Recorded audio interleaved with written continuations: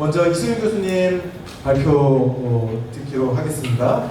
간단히 소개를 드리면요. 중앙대학교 사회학부 교수로 계시고요. 지금 학부장도 맡고 계십니다. 옥스퍼드 대학교에서 이 사회정책학 박사 학위를 취득을 하셨고요. 현재 이 행사 주최 기관인 독일 유럽연구센터 상임 연구원으로 계십니다. 주요 경력으로 국무총리실 산하 청년정책조정위원회 부위원장을 지내셨고요.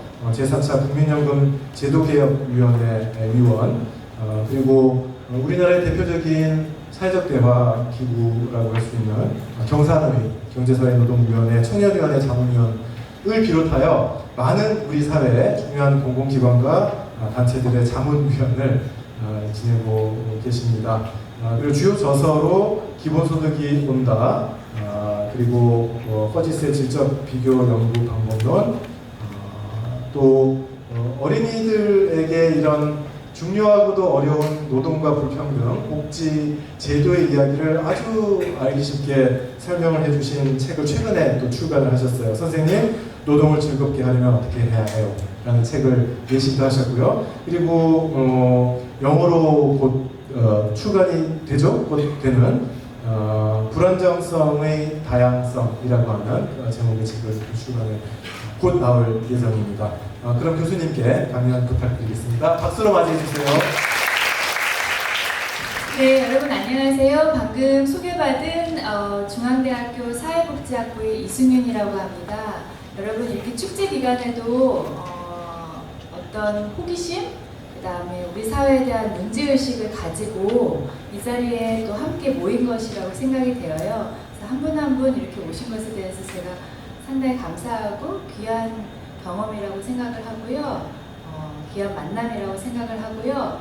무엇보다도 오늘 제가 불안정 노동에 대해서 이야기를 나눈 데 있어서 심상정 의원님과 함께 이렇게 대담을 하고 또 의원님 앞에서 제가 연구한 것, 생각한 것들을 함께 또 말할 수 있는 기회를 갖게 된 것을 또 대단히 영광으로 생각합니다.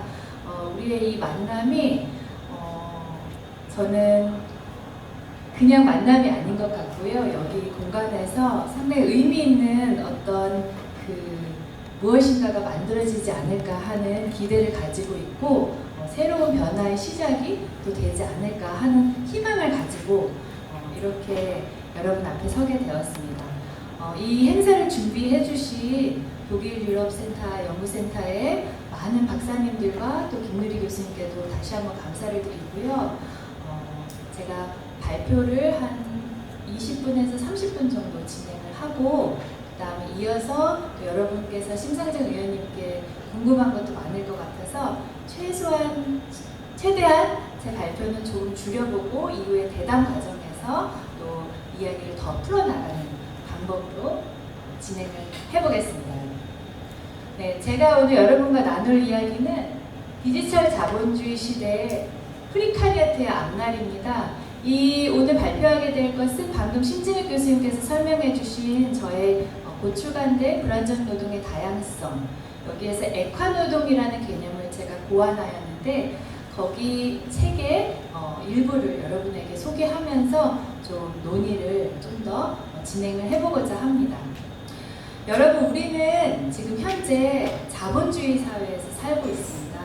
자본주의 사회에서 살고 있다는 것이 여러 가지 의미가 있겠지만 여기에서 우리가 인간답게 살아가기 위해서 사야 할 것들이 많이 있어요. 많은 것들이 상품화되었잖아요. 이 상품화된 것들을 어떤 돈을 주고 사야 하기 때문에 또 수입이 필요합니다. 이 수입이 필요하기 때문에 또 우리의 노동력을 팔아요. 이 노동력에는 육체적인 노동도 있지만 우리의 감정을 팔아야 할 때도 있어요. 감정 노동도 있어요. 그리고 심지어 육체적인 모형을 변형시키면서까지 나의 상품성을 높이고자 합니다. 이렇게 자본주의 사회에서 노동은 내재적인 의존, 독립적이지 못한 어떤 불안정성이 있어요. 이런 불안정성을 완화하고 우리 인간답게 살아보기 위해서 우리들은 여러 가지 제도를 보완해냈습니다. 한국 사회도 마찬가지입니다. 여러 가지 제도들을 보완해 놓은 것들 중에서 대표적인 것 중에 하나가 여러 복지 제도들이죠. 우리가 아주 지금 어떤 이 물병과 같이 상품 다 마시고 버리고, 아니면 쓸모가 없어서 사이다를 마시고 싶으면 이거는 또 버려버리고, 이런 방식으로 정말로 상품으로 전락하지 않고 인간답게 존엄성을 유지하면서도 자본주의 사회에서도 영위할 수 있도록 우리는 여러 가지 제도적 노력을 해왔어요.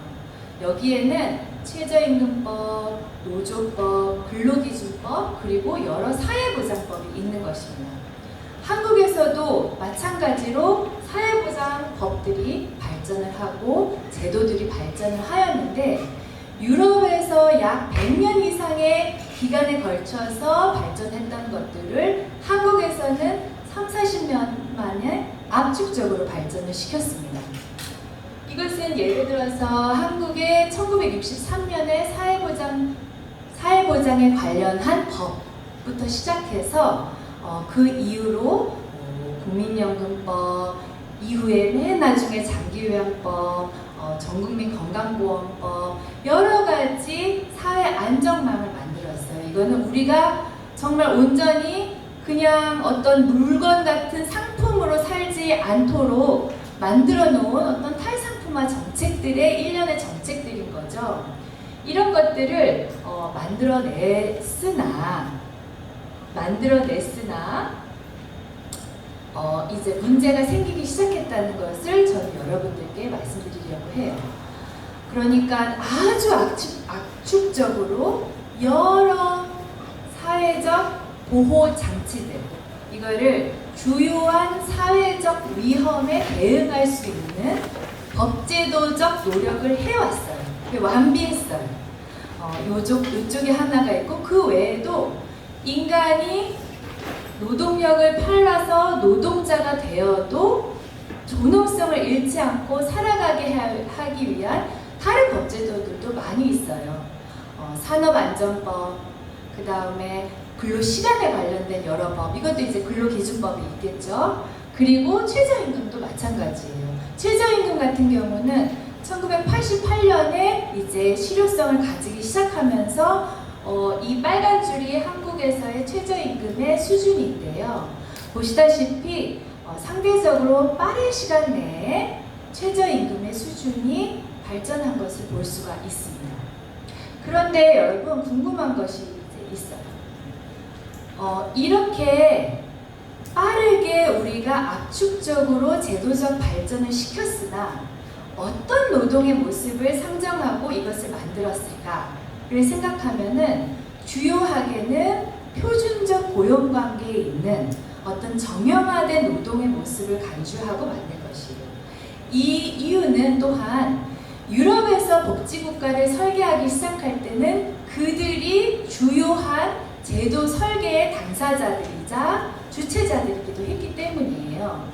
그래서 이 당시 산업화의 경험과 함께 이 모습의 노동을 전제하고 이 노동자들이 완전히 상품으로 전락하지 않고 인간답게 살기 위한 제도적 노력을 해왔어요. 그것을 한국은 빠른 시간 내에 압축적으로 배워서 탑다운 방식으로 제도를 설계한 것이죠.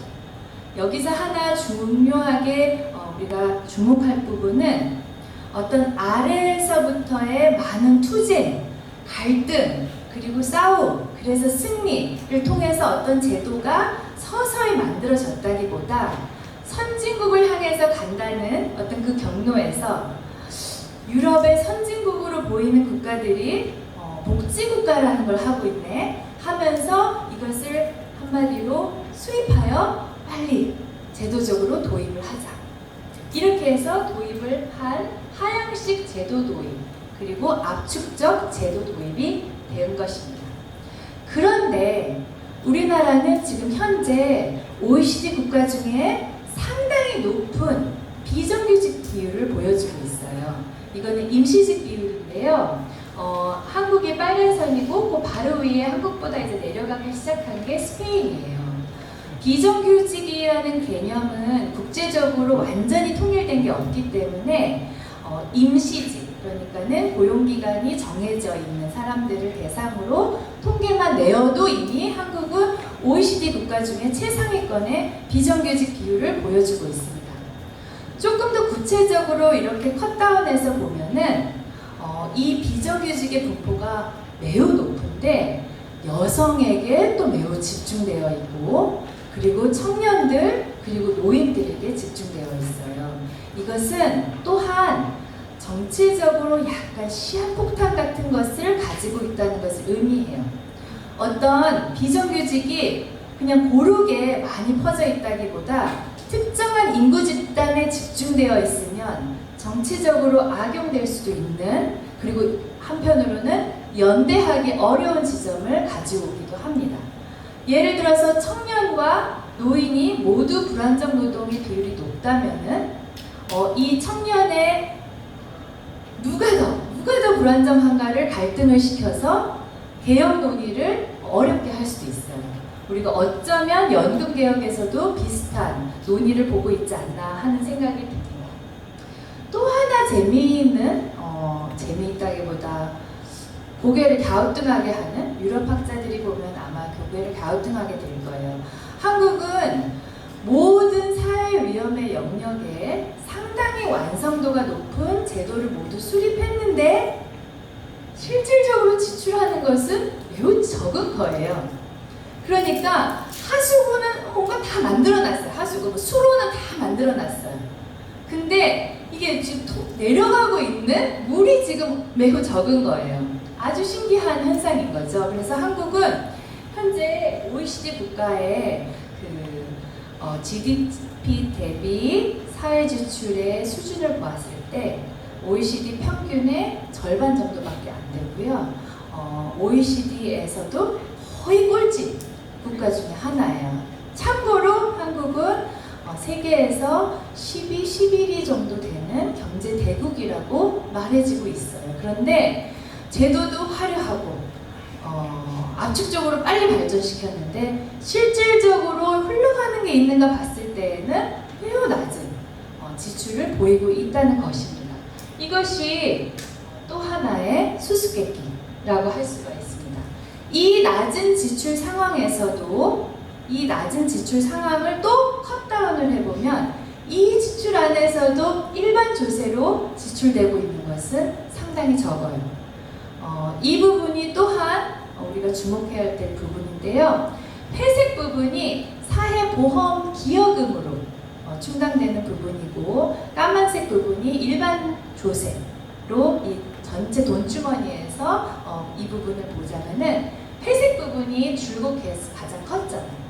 이거는 노동하는 사람들과 그다음에 고용주들 같이 고용보험료, 연금, 건강보험료 이렇게 내가 사회보험에 가입되어 있기 때문에 가입되어 있는 걸 유지하기 위해서 내고 있는 기여금으로 많이 많이 충당이 되고 있지, 일반 조세가 그렇게 많이 이 전체의 비중을 차지하고 있지 않는 거예요. 그러니까 전체 지출되고 있는 것도 매우 낮은데 이 낮은 것 중에서도 일반 조세로 감당하는 부분은 또 더 낮고, 대부분은 여러분이 돈을 내서 받는 거죠. 실업급여가 실업급여라는 얘기가 있었죠.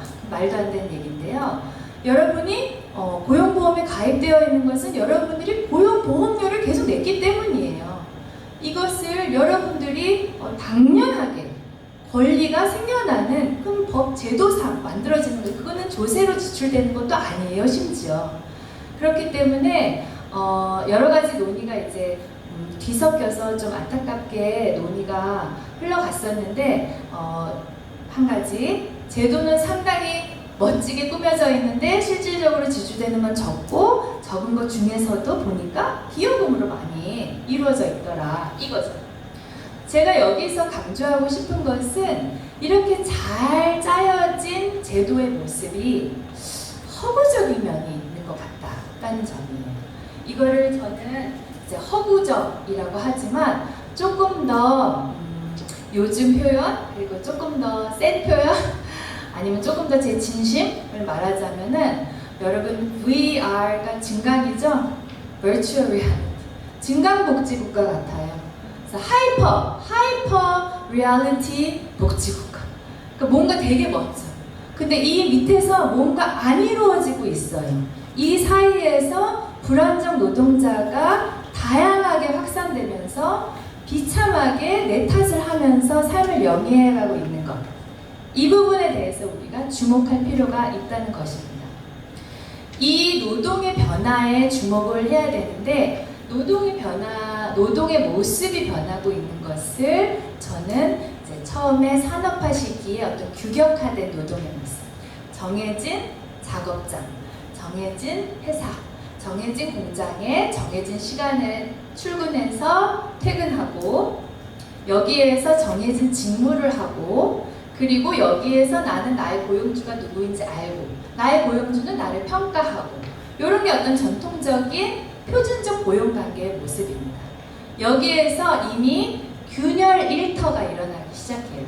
균열 일터는 핵심적인 역량들을 제외하고는 많은 것들을 밖으로 터는 거예요. 외주화, 아웃소싱, 프랜차이징 이런 것들을 이제 균열 일터의 모습으로 표현을 합니다. 제가 이제 네이밍을 한 마지막은 액화노동이에요. 액화노동은 더 쪼개지는 거죠. 그래서 균열 일터부터 설명을 간략하게 드리자면은 이때 이미 제조업에서 서비스상 경제로 넘어가면서 제조업에서 비용 감축을 하기 위한 생산 라인의 이 서플라이 체인도 바꿔가면서 핵심 역량을 제외한 많은 것들을 털기 시작해요. 여러분 그 하청 노동도 많이 들어보셨죠? 제가 울산에서 하청 노동자에 대한 연구를 제 대학원생 제자들과 함께 한 달 정도 그곳에 머무르면서 진행을 했었는데요. 그때 당시 현대중공업에서 파업을 했었어요. 하지만 공장이 계속 굴러가고 있었어요. 왜냐하면은 하청 노동자가 70~80%가 되면은 어차피 지금 정규직의 현대중공업에 직고용 되신 분들이 파업을 하더라도 이미 이 바닥이 하청 노동으로 너무 퍼져 있는 거였어요. 그래서 하청 노동의 또 이 단계도 다단계로 해서 1차, 2차 해서 나중에 물량팀, 수십 개의 물량팀까지 이루어져서 이렇게 피라미드 구조를 보여주고 있었어요. 이때 누가 나의 진짜 고용주인가? 내가 여기서 산재사고를 당했을 때 정말 책임져 줄 사람은 힘없어 보이는 물량팀장님인가? 그 바로 위에 하청 사장님인가? 그 위에 정말 현대중공업인가? 정말 중요한 문제인데 이 책임도 같이 외주화된 거죠. 왜냐하면 나는 너의 고용주가 아니다가 되어버리기 때문입니다. 그 다음에 플랫폼 자본주의로 우리가 노동의 변화를 이해해 볼 필요가 있는데요. 균열 일터는 어쨌든 임금 노동에 주목을 했어요. 우리가 비정규직의 확산, 이중노동시장 이렇게 해서 외부 노동시장이 확대되고 있다 이것도 이중노동시장을 생각을 했어요. 이거는 왜 그러냐 하면은 또한 우리가 경제발전을 이루면서 많은 경제학자들이 경제발전이 이루어지면 노동시장에서 임금 노동자가 확대될 것이고 농업에 종사하던 자영업자는 줄어들 거라고 예상을 했어요. 하지만 그렇게 되지 않았어요. 자영업자는 다른 형태로 또 변형된 형태로 늘어나거나 줄지 않은 모습을 보여주기 시작했어요. 그런데 여기에 플랫폼 자본주의가 아주 유용한 통찰을 주었다고 생각을 합니다. 플랫폼 자본주의, 플랫폼 비즈니스 모델은 정보통신 기술을 활용해서 이 플랫폼이라는 곳에 노동력을 모아서 아주 필요하게 노동을 추출해내는 방식입니다. 이거는 고용관계도 필요 없고요. 장소도 필요 없고요. 딱 그 쪼개진 그 일만 딱 추출해낼 수 있게 가능하게 합니다. 여기에서 제가 주목한 것은 이러한 플랫폼 노동으로 일컬어지는 것들이 사실은 매우 자영업자와 유사하게 일하는 경우도 많았고 우리가 프리랜서라고 얘기하지만 상당히 프리하지 않은 경우도 많았고 독립적이지 않은 경우가 많았다는 거예요.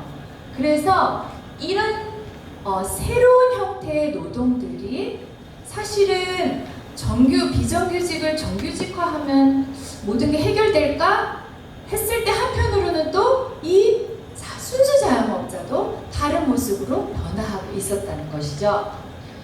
여기에서 또 한 가지 기업 쪽에서의 이익 추출 방식에 주목을 하자면 노동력만 더 수월하게 용이하게 추출하는 것뿐만이 아니라 이 모델에서는 빅데이터를 또한 새로운 원료와 자원으로 사용하는 새로운 비즈니스 모델이라고 할 수가 있습니다. 데이터를 추출하죠.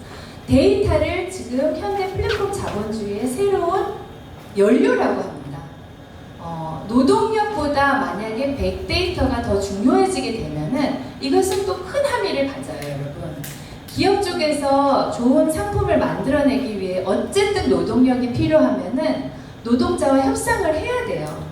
그래서 같이 노사정이 모이거나 노사가 모여서 협상을 해서 같이 힘을 합쳐서 변화시켜 나가야 되는데 노동력보다 아니면 노동력이 아직도 중요하지만 데이터가 활용하는 게 매우 중요해지면은 노동력과 협상할 동기가 기업 쪽에서 또 줄어들 수가 있어요. 이 상황에서 노동은 여전히 상당히 저임금으로 많은 일감을 공급하고 있는데 기업 쪽에서는 여러분이 온라인 활동에서 자유로운 다중활동을 하면서 남긴 여러 흔적들을 빅데이터화 시켜서 이거를 비즈니스 모델에서 이익 창출의 수단으로 사용하고 있다는 것이 또한 매우 중요하게 불평등의 함의를 주는 지점입니다. 저는 노동의 모습이 변화하는 것을 액화 노동이라고 표현했는데요. 그 이유는 우리가 고정적으로 생각했던, 전통적으로 생각했던 노동의 모습을 정의했던 여러 경계들이 형해화되고 있다는 것을 표현하고 싶어서 그랬습니다. 그것은 저와 함께 협력해서 경향신문에서 이 액화노동을 개념화해서 이렇게 멋지게 그림을 그려주었었는데요. 이 경계가 형해화된다는 것은 단지 노동시장에서 내 고용주가 누구인지 모르겠다를 훨씬 넘어서는 노동시간? 8시, 9시에서 6시 고정되어 있지 않고 어쩔 때 클라이언트가 갑자기 부탁을 하면은 새벽에 밤을 새서라도 며칠을 해서 빨리 일감 프로젝트를 마무리해야 된다든지 작업장, 내가 나를 고용한 사람이 있는 작업장에서 일을 하는 게 아닌 것을 넘어서서 이제는 내 방, 카페, 아무 공간이 작업장이 또 될 수 있는 거죠. 노동 시간, 그 다음에 노동 공간, 나의 고용주 모두 형해화되고 모호해지고 있습니다. 또한 나를 평가하는 사람도 마찬가지예요. 인사관리과에서 나의 업무를 평가하던 것이 분명했는데 팀이 그런데 이제 별점, 후기, 여러 다른 것들이 이제 평가에 들어오게 됩니다. 평가에 다른 사람들이 이제 들어오면서 사실 기업 쪽에서는 인사관리에 대한 비용을 단축시킬 수가 있습니다. 플랫폼 노동에서 주목하는 것은 이 NSFW가 Non-Standard Forms of Work라고 해서 비정형 노동을 우리가 한참 문제로 주목을 하고 이것에 대한 해결을 생각을 했었는데 여기에서 더 모호해지는 방식의 노동이 이제 확대되고 출현하고 있다는 것입니다. 이것을 좀 더 구체적으로 얘기하자면 표준적 고용관계에서는 또한 어떤 시간의 길이도 그 공간에서 퇴직할 때까지 일한다 이런 것도 있었어요. 근데 이것도 이제 다 변하는 거예요. 여러분 여러 회사에서 다양한 일을 그리고 또 일과 학업을 같이 병행하기도 하고 일의 형태가 다양하게 이제 변하는 것을 여러분도 느끼고 계시죠. 그런데 이렇게 다양한 형태로 일하고 있는 노동자들이 우리가 멋지게 설계해 놓은 사회보험 제도에 포괄되어 있는가? 이게 핵심적인 질문이라는 겁니다. 포괄되지 않았다는 거죠. 이게 미가입 현황인데요. 정규직의 경우에 미가입 현황이 5%, 0%, 3.9%, 미가입 현황 이렇게 낮다면 이제 임시직, 시간제, 비전형 노동, 그 다음에 종속적 자영업, 뭐 순수 자영업까지 해서 정규직이 아닌 다른 형태로 일하고 있는 노동자들을 보면은 미가입률이 압도적으로 높아지는 것을 볼 수가 있어요. 예를 들어서 우리 가족정책, 육아휴직 정책 너무 잘 만들었어요. OECD 보고서 보시면은 거기서 one of the best라고 해요. 한국의 가족정책 너무 우수하게 설계됐다. 근데 출생률 세계 최저예요. 이미 불일치하는 거예요. 하이퍼 리얼리티로 만들어놨는데 사실 이 바닥에서 무슨 일이 일어나고 있는지 완전히 매치되지 않는 가상을 우리는 보고 멋지다, 우리 선진국 됐다 이렇게 하고 있는데 이 안에서 누락되어가지고 이 혜택을 보지 못하는 너무나 많은 노동자, 여성 노동자들이 있다는 것이죠. 이것은 국민연금부터 해서 유급휴가까지 까만색이 남자 정규직, 그 바로 옆이 여성 정규직, 그 다음에 뚝 떨어지는 그 두 개가 남성, 여성, 비정규직이에요. 그러니까 사실 남성과 여성의 차이가 즉각적으로 나타난다기보다 정규직이 아닌 경우에 바로 여러 가지 이 사회보장 안전망에서 배제되기 시작한다는 걸 알 수 있어요. 다만 비정규직에는 여성이 더 집중되어 있죠. 그래서 제가 이제 슬라이드가 약간 오류가 났네요. 요 이론적 틀을 만들었어요. 이게 액화의 정도가 낮음에서 높음, 그 다음에 제도적 정합성이 낮음에서 높음이에요. 요 밑에 있는 경우, 여기에 들어가는 경우가, 아이고 죄송해요. 제가 엉뚱한 짓을 했네요. 레이저 프린트를 하니까 죄송합니다. 하단 밑에 있는 경우가 그러니까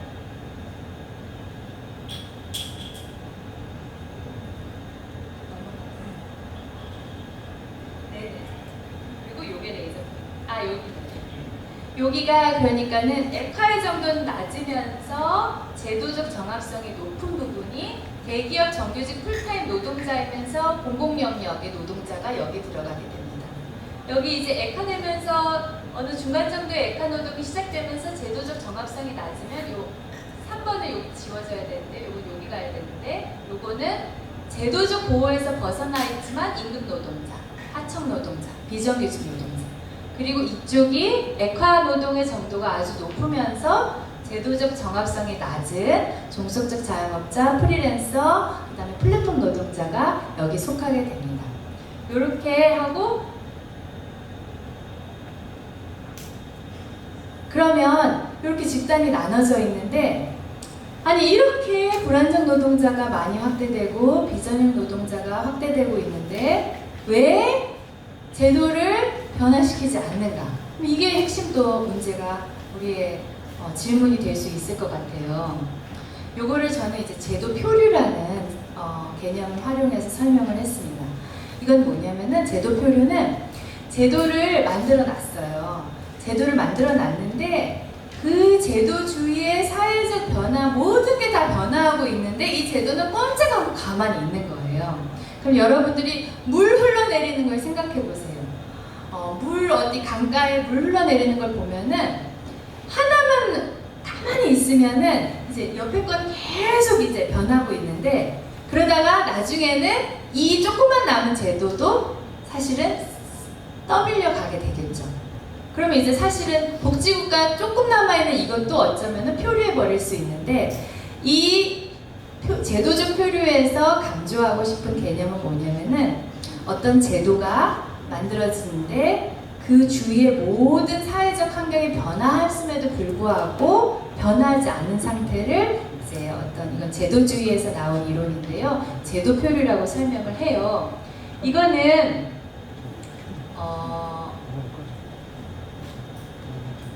왜 이렇게 일어나는가를 보면은 이거는 개혁의 아이디어가 부족해서 일어나기보다는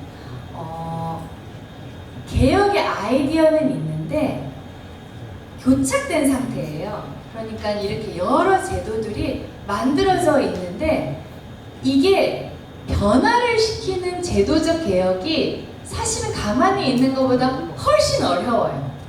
그래서 요 각각 차들에 있는 이 행위자들이 여기에서 일단은 어쩔 줄 모르고 가만히 있는 게 사실 이 상태에서 완전히 이거를 뒤집어서 여기 도로를 새로 만들고 개혁을 해내는 것보다 어렵게 돼요. 그래서 유지를 조금씩 더 하다가 옆에 게 모든 사회 환경이 변하기 시작하면서 이건 이제 쓸모없는 길이 돼버리게 되는 거죠. 이게 이제 교착 상태에 이를 수 있다는 것입니다. 그럼 어떻게 변화해야 되느냐? 저는 그래서 마지막으로 주목한 것은 정책 아이디어보다 이 새로운 정책 개혁을 누가 해낼 것인가, 여기에 우리가 많은 논의가 필요하다라고 생각을 했습니다. 아까 보여드렸던 그 2x2 매트릭스를 다시 보실게요. 여기 보면은 여기 2번 집단을 저는 손해를 경험했던 이거를 이제 old user group이라고 할 수 있고, 그 위가 new user group, 그러니까 손해를 보는 집단. 그 다음에 여기가 신흥 user 집단이라고 이제 집단화를 시켜봤어요. 요 집단들이 어떻게 연대할 것인가가 이제부터 핵심적인 질문이 될 수 있는 것이에요. 예를 들어서 요 2번 집단에 들어갈 수 있는 분들이 누구일까? 라고 생각을 하면은 여기 전통적 정책, 산업사회복지국가의 주요 제도 지지자, 제도를 지지하고는 있으나 제도의 기능이 쇠퇴하면서 이제 또 손해를 보게 되겠죠. 새로운 환경에 적응하거나 개혁을 주장하지 않으면 또한 소멸될 위험이 있습니다. 이들이 이제 전통적 노동조합에 들어갈 수 있는 어떤 소위 표준적 고용관계를 가지고 일했던 분들이라고 할 수가 있어요. 신패자 집단, 신손해보는 집단이라고 한다면 new user group, 여기에서 에카노등 진행해서 제도적 불일치를 경험하면서 새로운 사회적 위험에 노출되는 집단, 여기에 하청 노동자, 비정규직 노동자가 들어갈 수 있고요. 서서히 모습을 드러내는 집단이라고 제가 명명했어요. 여기에는 높은 수준의 액화를 보여주고 있는데 제도적 불일치 사이에서 이제 그 집단 정체성을 드러내기 시작하는 집단입니다. 예를 들어서 라이더 유니언, 마지막 서서히 모습을 드러내는 집단, 그 다음에 알바 노조, 방송 스태프 노동조합. 방송 스태프가 자영업자이면서 종속 자영업자의 성격을 많이 보이고 있는데 이들이 모여서 환경을 개선해 보겠다고 하는 거죠. 그 다음에 드라마 스태프 조직화.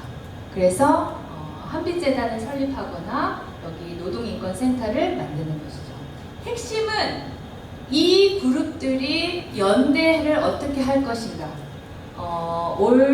이 구패자 집단, 신패자 집단, 신패자 집단, 신흥패자 집단, 이 세 개가 어떻게 정치적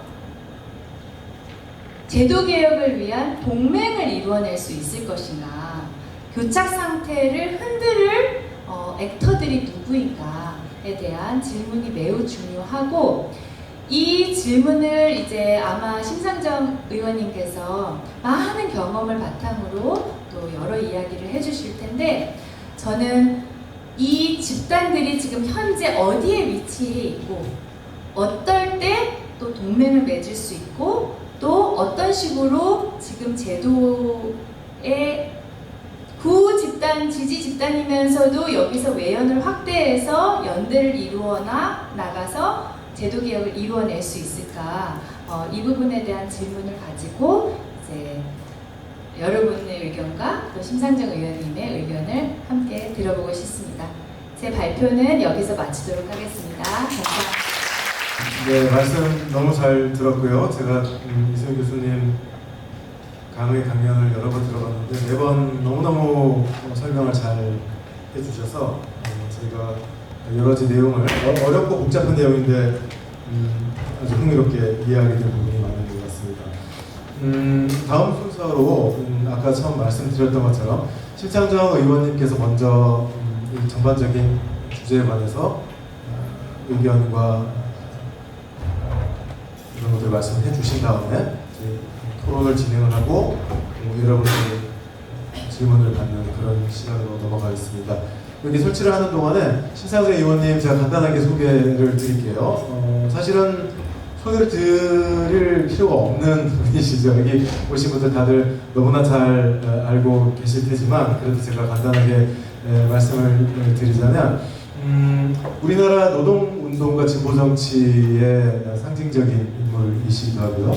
여기 많은 학생들 와 계시지만 제가 청년이었을 때부터 노동운동이나 또 대학교 내에서 여러 가지 노학연대 투쟁들을 하면서 언제나 또 멀리서지만 뵙고 또 말씀을 듣고 같이 배우고 이럴 수 있는 그런 분이셨습니다. 그래서 금속노조 사무처장 역할을 하시면서도 노동운동에 중요한 큰 기여를 많이 해주셨고요. 진보정치 영역에서 지금 정의당 의원으로 계신 건 알고 계시죠? 17대, 19대, 20대, 21대 4선 의원이신 걸로 제가 알고 있고요. 2017년도에는 19대 대통령 선거에 대선 후보로도 출마를 하셨습니다. 지금 국회에서는 정치개혁 특위나 기존의 여러 국회 내 특위 활동을 다 맡아오셨는데 지금 정치개혁 특위와 더불어서 대법원장 청문회, 인사청문 특위에 또 참여를 하고 계셔서 지금 그 청문 관련해서 굉장히 바쁘신 중에 오늘 시간을 내주셔서 이 자리까지 와주셨고요. 이렇게 너무너무 귀한 걸음 해주신 것에 대해서 정말 진심으로 감사하는 마음과 또 영광이라는 그런 말씀을 드리고 싶습니다. 그럼 이 앞으로 나와주셔서 이제 말씀 함께 나누면 좋겠습니다.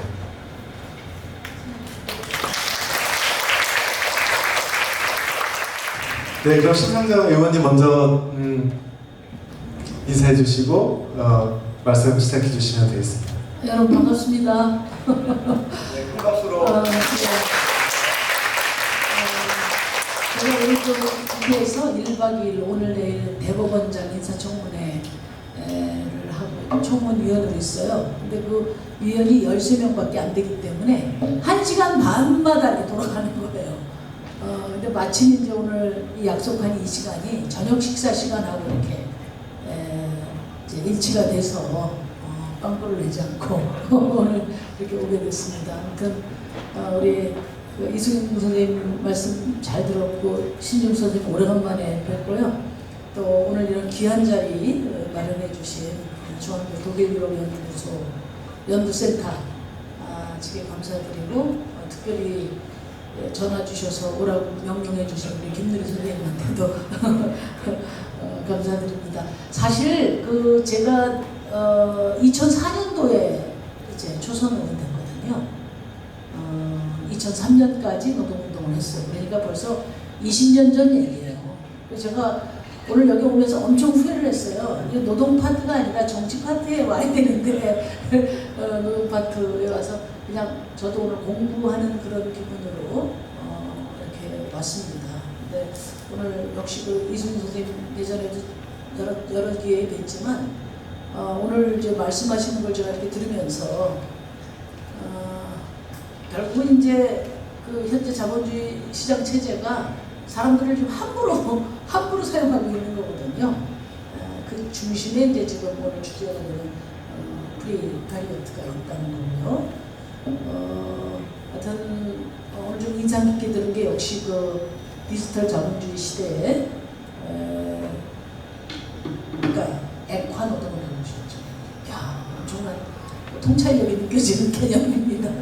저희는 이 플랫폼 산업이 시대가 되면서 그걸 우리 노동자 떨궈내기라고 이야기합니다. 독립 사업자, 자영업자하고는 좀 구별되는데 어쨌든 독립 사업자. 그래서 플랫폼 시대에는 노동자 떨궈내기를 해서 아주 미흡한 수준이지만 제도로 보장되어 있는 노동권 밖으로 노동자들을 이제 내민다는 뜻이죠. 그런 뜻을 썼는데 역시 우리 선생님은 액화노동이다. 그러니까 기존의 그 표준 고용 형태가 아예 녹아버렸다. 그런 뜻인 것 같습니다. 그렇다면은 그런 표준 고용 형태를 기준으로 만들었던 여러 노사관계 또 연대구조 국가 차원으로 가면 여러 노동 관련 제도들 복지 제도들 이런 부분들이 이미 이제 아웃 오브 데이트가 되고 있다. 그렇지만 새로운 액화 노동에 대응하는 그런 정치적 또는 주체적 대응은 잘 안 되고 있다. 우리가 위기라는 말을 흔히 규정할 때 그런 말을 쓰지 않습니까? 옛 것은 갔는데 새 것은 아직 나타나지 않은 시기를 말하는데 그런 지금 위기의 시대를 압축적으로 표현하는 말이 멜팅이고요. 이제 이런 상황에서 주체적인 대응을 어떻게 해야 되느냐 이런 말씀을 하셨을 때, 그러니까 그 액화 노동 이야기할 때 탁 들었던 얘기가 우리도 전통적인 노동 기반을 중심으로 창당된 진보 정당도 멜팅되고 있다는 그런 좀 공감을 크게 느꼈습니다. 아무튼 말씀의 핵심은 그거 같아요. 지금 2000년대 이후에 노동 시장이 매우 불안정해진 거죠. 이게 문제의 핵심이죠. 이게 이제 디지털 자본주의가 되면서 기존의 고용과 사회보장 제도가 부정합이 확대되고 있다. 이거 어떡할 거냐. 이런 이제 문제 제기로 생각이 됩니다. 한마디로 말하면은 무권리한 노동자가 확대되고 있다는 거죠. 기존 제도 안에, 제도 틀 안에서 기존 제도도 뭐 우리가 이제 좀 더 따져봐야 되겠지만 뭐 노동법도 53년도에 미국 노동법 베껴다가 틀은 틀은 아주 멋집니다. 그런데 실제로 그 노동법 바깥에 기왕에 플랫폼 자본주의로 가기 이전의 단계에도 1000만 이상이 노동법 보호 밖에 있었거든요. 그런 부분들을 노동법 보호 안으로 끌어들이려고 했던 전통적인 노동운동이 큰 성과를 조금씩 큰 성과도 아니고 이렇게 내고 있는 상황인데 이미 이제 기존 틀 제도 바깥에 이제 내몰린 노동이 굉장히 많다는 거. 그러면 이걸 어디서부터 어떻게 해야 될 것이냐 이런 부분들을 이제 오늘 고민을 해봐야 될 것 같은데 제가 이렇게 느끼는 건 그렇습니다. 우리가 플랫폼 산업이 지금처럼 이게 지배적인 산업 형태로 등장하기 이전에 얼마 안 됐어요. 근데 이게 박근혜 정부 때는 창조 경제 이름으로, 그리고 문재인 정부 때는 혁신 경제 이름으로 이런 플랫폼 산업에 대한 이 산업이 마치 우리의 유토피아를 가져다 준 것처럼 해서 무제한적인 그런 어떤 정책 지원을 했습니다. 그래서 여러 규제 완화부터 시작해서 이런 많이 했어요. 그런데 이런 산업 체제가 되면서 여기 보면 우리가 어떻게 연대틀을 만들 거냐고 했는데 그 결과로서 노동자들의 연대틀에 대한 그러니까 수동적이고 방어적인 대응 갖고는 애당초 접근이 어려운 구조가 아닌가 저는 그런 생각을 많이 합니다. 왜냐하면 일단 지금 이 플랫폼 산업화에서는 우선 내 고용주가 누군지를 알 수가 없어요. 모르는 사람이 많습니다. 모르는 분야가 많습니다. 내 고용주가 누군지 모르고 내 동료, 동지, 같은 일하는 노동자가 누군지를 모릅니다. 그 다음에 이 디지털 산업 시대의 소비자는 무슨 그 데이터의 한 조각 정도로 이렇게 취급이 되고 이런 산업화에서의 우리 노동자들은 마치 무슨 데이터를 연결하는 랜선이나 와이파이 정도로 이렇게 되고 있는 상황이 아닌가. 그러니까 전통적인 아까 말씀하신 것처럼 그 동일한 공간에서 동일한 업무를 가지고 동일한 어떤 그 노동조합의 동질적인 노동조합의 상태로 있을 때 노와 자본과 노동이 이렇게 갈라서 서로 마주 볼 수 있는 대형을 우리가 상상했던 것인데 지금은 자본을 잘 모른단 말이에요. 누군지 내가 상대해서 사람들이. 우리 동료들은 또 어디에서 가서 둘러 모아야 되는지 잘 모른다는 거죠. 이런 상태에서 말하자면 어떻게 불균질한 그런 불안정한 노동 쪽을 하나로 이렇게 다 묶어서 전통적인 방식으로 자본에 대응할 것인가, 이게 저는 이제 어렵다. 그래서 처음 말하자면 아까 얘기한 것처럼 창조경제 또 뭐 혁신경제라는 이름으로 그 플랫폼 경제가 유토피아가 아니고 디스토피아를 불러올 수도 있다는 그런 어떤 가능성에 대비한 그런 여러 필요한 장치들을 이렇게 대비하지 않고서 이것을 나중에 노동의 연대로만 돌파할 수는 없는 현실이 된다, 이렇게 봅니다. 예를 들면 지금 미국 같은 데는 미국의 공정거래위원장이 선언을 했잖아요. 이 플랫폼 산업에 대해서 너네들 심판을 하려면 심판만 하고 선수를 하려면 선수만 해라. 예를 들면은 쿠팡 같은데, 쿠팡이 플랫폼인데 이 플랫폼에 여러 자영업자들이나 기업들이 이제 물건을 납품을 하는데 될 성 싶은 거는 이제 자기네들이 직접 만든단 말이에요. 선수도 또 참여를 한단 말이에요. 그래서 알고리즘을 조작해가지고 맨 앞순위에 갖다 놓는단 말이죠.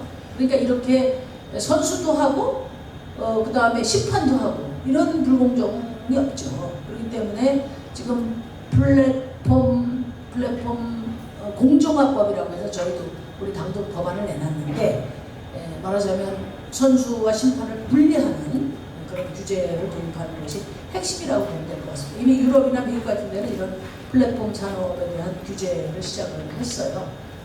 우리는 지금 이 산업에 대한 규제는 거의 불가능합니다. 수많은 문제점들이 제기가 되고, 말하자면 이 플랫폼 산업이 노동자들은 아예 노동권 밖으로 내몰리고 자영업자의 그 골목시장 침탈은 거의 그냥 과거에 뭐 재벌들이 했던 수준하고 비교가 안 될 정도로 골목시장을 침탈하고 이렇게 하고 있음에도 불구하고 이에 대한 규제는 거의 정치권에서 논의되지 않고 있고, 오히려 어떻게든 위기의 플랫폼 산업을 지원할 건가만 이야기를 하고 있습니다. 그 이유는 뭐냐? 국회 안에 이 노동을 대변하는 조직, 현재로서는 이제 정의당 같은 당이 6석밖에 안 되기 때문에 사실 이런 부분들을 통제하기 굉장히 어려운 상황이다, 이렇게 이제 말씀드리고요. 저는 이제 오늘 우리 청년 여러분들 여기 오셨으니까 제가 말씀드리고 싶은 것은 뭐냐면, 저희 세대 때는 대학만 가면 미래가 보장되던 시절이었어요. 그때 뭐 대학 진학률도 여성 같은 경우에 10%대거든요. 남성들도 마찬가지고, 그리고 그때는 이제 흔히 이념의 시대에 내 개인의 삶보다 우리 사회와 역사가 더 지배하는 그런 시대란 말이에요. 그래서 민주화 투쟁 거리에다 노동권 투쟁하고 이렇게 했는데, 어쨌든 그때는 미래가 보장되던 시절이었다는 것이 중요한 것 같아요. 근데 지금 이제 우리 청년 여러분들은 처음으로 대한민국 사회에서 축소 국면을 맞이했다고 저는 생각합니다. 그러니까 계속 고성장으로 기회가 확대되다가 지금은 이제 뭐 코로나뿐만 아니라 신자유주의가 퇴조하면서 지금 이제 세계적인 어떤 불황이나 이런 국면들을 겪고 있는 거 아니겠습니까? 그래서 이 축소 국면에는 아시겠지만 뭐 복지라든지 진보의 어떤 그 비전이라는 것이 힘을 갖기가 굉장히 어려운 그런 측면이 있습니다. 그래서 제가 늘 우리 청년 여러분들 이렇게 만나게 되면 그러니까 그 개인주의로 위장된 고립주의 같은 거, 그런 처지에 있지 않나, 이런 생각을 해요. 이번에 그 몇 년인지 모르겠지만 우리 대한민국 정부가 국무조정실에서 처음으로 청년 실태조사를 했습니다. 그걸 보고 제가 깜짝 놀랐는데, 은둔 청년이 24만 정도 됐어요. 은둔 청년이. 잠깐만요. 숫자가 24만 4천 명 됐습니다. 그런데 2022년 출생자 수가 24만 9천이에요. 그러니까 지금 은둔 청년과 새로 태어나는 신생 아수가 거의 같은 수준인 거죠.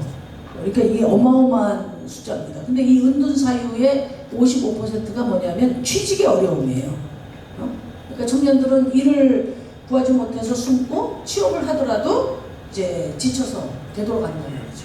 그리고 청년 3명 중에 한 명은 번아웃을 경험을 하고 그리고 1년 이내에 조기 퇴사를 하고 있어요. 그럼 이제 어른들 우리 세대는 뭐라고 하냐면 참을성이 없다. 조금 직장 생활 어렵다고 그냥 호도독 그만둔다 이런 비난을 하는데 이렇게 비난하면 안 된다고 봐요. 왜냐하면 지금의 청년 세대는 유년 시절부터 시작해서 시험에 굴레에서 무한 경쟁의 쳇바퀴를 돌면서 제대로 쉬지 못하고 취업 지옥, 그다음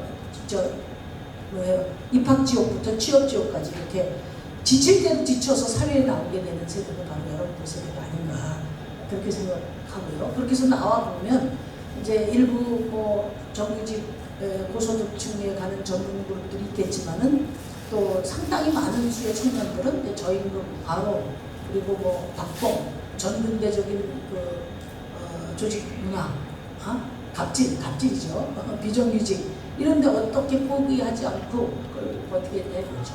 지금 이런 상황이고 또 다 커서 눈칫밥 먹는 게 얼마나 괴롭습니까? 그런데 57.5%가 청년들 부모님들이 얹혀 삽니다. 지금 당장이라도 독립하고 싶으실 거 아니에요. 근데 이런 상태고 그 중에서 70% 가까운 청년들은 독립할 구체적인 계획이 없어요.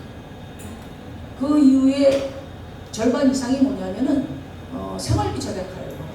생활비 절약. 이걸 보면서 정말 가슴이 아팠어요. 그래서 한마디로 지금 청년 세대들이 독립운동하고 있다. 사회경제적 독립. 그런 생각이 들고 이미 이렇게 삶이 벼랑 끝으로 내몰린 이런 청년들에게 이제 윤석열 정부가 이른바 69시간 과로 시대를 열겠다 이렇게 해서 청년들의 분노가 끌어올라서 뒤로 지금 주춤해 있는 그런 상태입니다. 그래서 이제 이런 상황이 지금 0.78의 저출산으로 나타나고 있다. 그래서 저는 근본적으로 플랫폼을 다시 짜야 된다고 봐요. 지금 이제 말씀하셨지만 시장 안에서의 분배 문제, 그 다음에 시장 밖의 2차 분배, 그걸 보통 국가의 복지제도라고 하지 않습니까? 근데 결론적으로 제가 말씀드리면 대한민국이 이제 경제 규모상으로는 세계 10위권의 경제력임에도 틀림없거든요. 그런데 OECD 국가가 만들어내는 그 사회 통계를 보면은 지금 우리 대한민국 시민들의 삶의 수준이 정확하게 나타나 있어요. 자살률 OECD 국가 중에 1위죠. 노인 빈곤율 1위죠. 그 다음에 중대재해율이 지금 2, 3위 이야기하는데 김유선 박사 얘기로는 이제 마사지에서 그렇지 사실상 최고 수준. 일하다 죽는 사람이 그렇게 많다는 거. 살기 위해서 일하는데 일하다 죽는 사람이 그렇게 많다는 거. 그 다음에 남녀 임금 격차 1위입니다. 그 다음에 이제 출생률은 전 세계에서 최저입니다. 그러면 세계 10위권의 경제 규모를 갖고 있지만 우리 시민들의 삶이 그러면 선진국다운 삶이냐. 이제 이게 우리 사회의 불평등을 압축해주는 지표들이라고 저는 생각을 합니다. 그러려면 이런 결과가 왜 나왔냐? 우리 지금 이수민 선생님이 분석한 것처럼 노동시장 안에서 기본적으로 자본에 대응해서 정당한 분배를 받을 수 있는 노동 조직, 힘이 형성되지 않고 있는 거죠. 지금 민주노총이나 한국노총이나 이런 쪽은 매우 미미하고 더더군다나 다양한 고용 형태는 노동조합이라고 하는 어떤 단결의 권리를 실현할 방도를 찾지 못하고 있는 거죠. 교섭은 차치하고 그런 상황으로 지금 내몰리고 있는 것이고, 그 다음에 이제 국가 차원의 복지는 너무나 외형을 멋지게 잘 만들어 놨다고 하셨잖아요. 그래서 우리나라 복지 지출이 굉장히 늘어났지만 유럽 선진국에 비하면 절반 수준이죠. 그것도 아까 선생님 말씀하신 것처럼 정부 지출을 기준으로 하면 더 미미하다. 그래서 말하자면 시장 안에서 이렇게 제대로 월급도 못 받고 정당한 말하자면 그 보호를 못 받고 있는 상황에서 그걸 보완해 주는 것이 국가의 역할인데 이 사회복지 제도가 아주 매우 취약하다. 산업화 시대에 유럽 같은 데는 산업화 시대에 정규직 노동자들의 강력한 조직을 바탕으로 해서 3인당이 만들어졌고 그 3인당이 이제 일궈낸 복지 성과 아닙니까? 그게? 근데 우리는 그로부터도 한 30년 후에 뒤늦게 이미 아까 균열 노동이라고 말씀하신 것처럼 비정규직이 양산되면서 노동시장이 이중구조, 지금은 이중이 아니죠. 다중구조죠. 다중구조. 이렇게 변화되면서 강력한 어떤 노동자들의 정책 힘을 모으기가 굉장히 어려운 그런 국면에서 복지가 함께 추진되다 보니까 빚 좋은 개살구처럼 빚은 엄청 뭐 유럽에 비해서 나쁘지 않은 게 개살구는 거죠. 네. 특히나 국민연금이 매우 취약하고 그리고 사각지대가 많은 거죠. 그래서 핵심은 뭐냐면 이런 불안전 노동이 심화되면서 기존에 있는 고용 사회보장제도와 미스매치되고 점점 더 무권리한 노동자들이 확대되고 있다. 문제 어떻게 할 거냐. 이런 거고요. 그래서 저는 이제 구체적인 연대 방안은 당연히 전제가 돼야 되는 것인데 그것만 가지고는 어렵고 그것과 함께 이게 제가 같이 해보면 작은 이해관계 어려울수록 당장 부분적인 개량을 중심으로 먼저 보이게 되거든요. 그러니까 아주 층위가 다른 노동자들이 한꺼번에 모이기가 굉장히 어렵습니다. 말하자면 구체적인 협상의 이익을 목표로 하는 단위로 묶이기에는 매우 어려워졌다. 말하자면 노동조합의 위력적인 어떤 힘을 만들어가기는 구조적으로 어렵게 만들어졌다 이렇게 되는 거죠. 그렇다면은 좀 더 큰 틀에서 묶을 수 있는 어떤 정책이나 제도를 중심으로 해서 정치적으로 결집해가는 이런 노력이 병행돼 나가야 되지 않나. 아까 말씀하신 것처럼 아래로부터 이런 이제 갈등들이 노정이 되고 이 갈등을 중심으로 해서 연대하고 투쟁하고 성과를 만들어내는 말하자면 상향식만 가지고는 구조적으로 이미 어려운 상황이 됩니다. 그래서 그만큼 현대사회 특히 아까 말씀하신 것처럼 디지털 자본주의 시대는 더더욱 정치의 역할이 매우 중요하고 정치를 중심으로 한 노동자들의 결집 이게 이제 새로운 시선에서 그 중요성을 또 봐야 되지 않나. 제가 정치하는 입장에서는 그런 생각이 많이 듭니다. 그래서 예를 들면 뭐 예를 들어 기본소득 같은 경우 그것도 불안정한 노동자들이 균질화되면 기본소득 같은 정책을 가지고 크게 묶을 수는 있을 것 같아요. 아직까지는 이제 기본소득은 너무 멀고 그 다음에 뭐 정의당 같은 당이 집권을 목전에 둔 제1야당 정도가 되면 그런 당이 이런 정책을 내놓으면 그게 결집이 가능하겠지만 지금은 이제 당장 교섭에서 임금 인상 얼마 더 하느냐가 지금 중요한 과제로 이렇게 분산되어 있는 거거든요. 그런 게 있고 그 다음에 뭐 전국민 고용보험제도 이건 뭐 시급하죠. 불안정한 노동자들이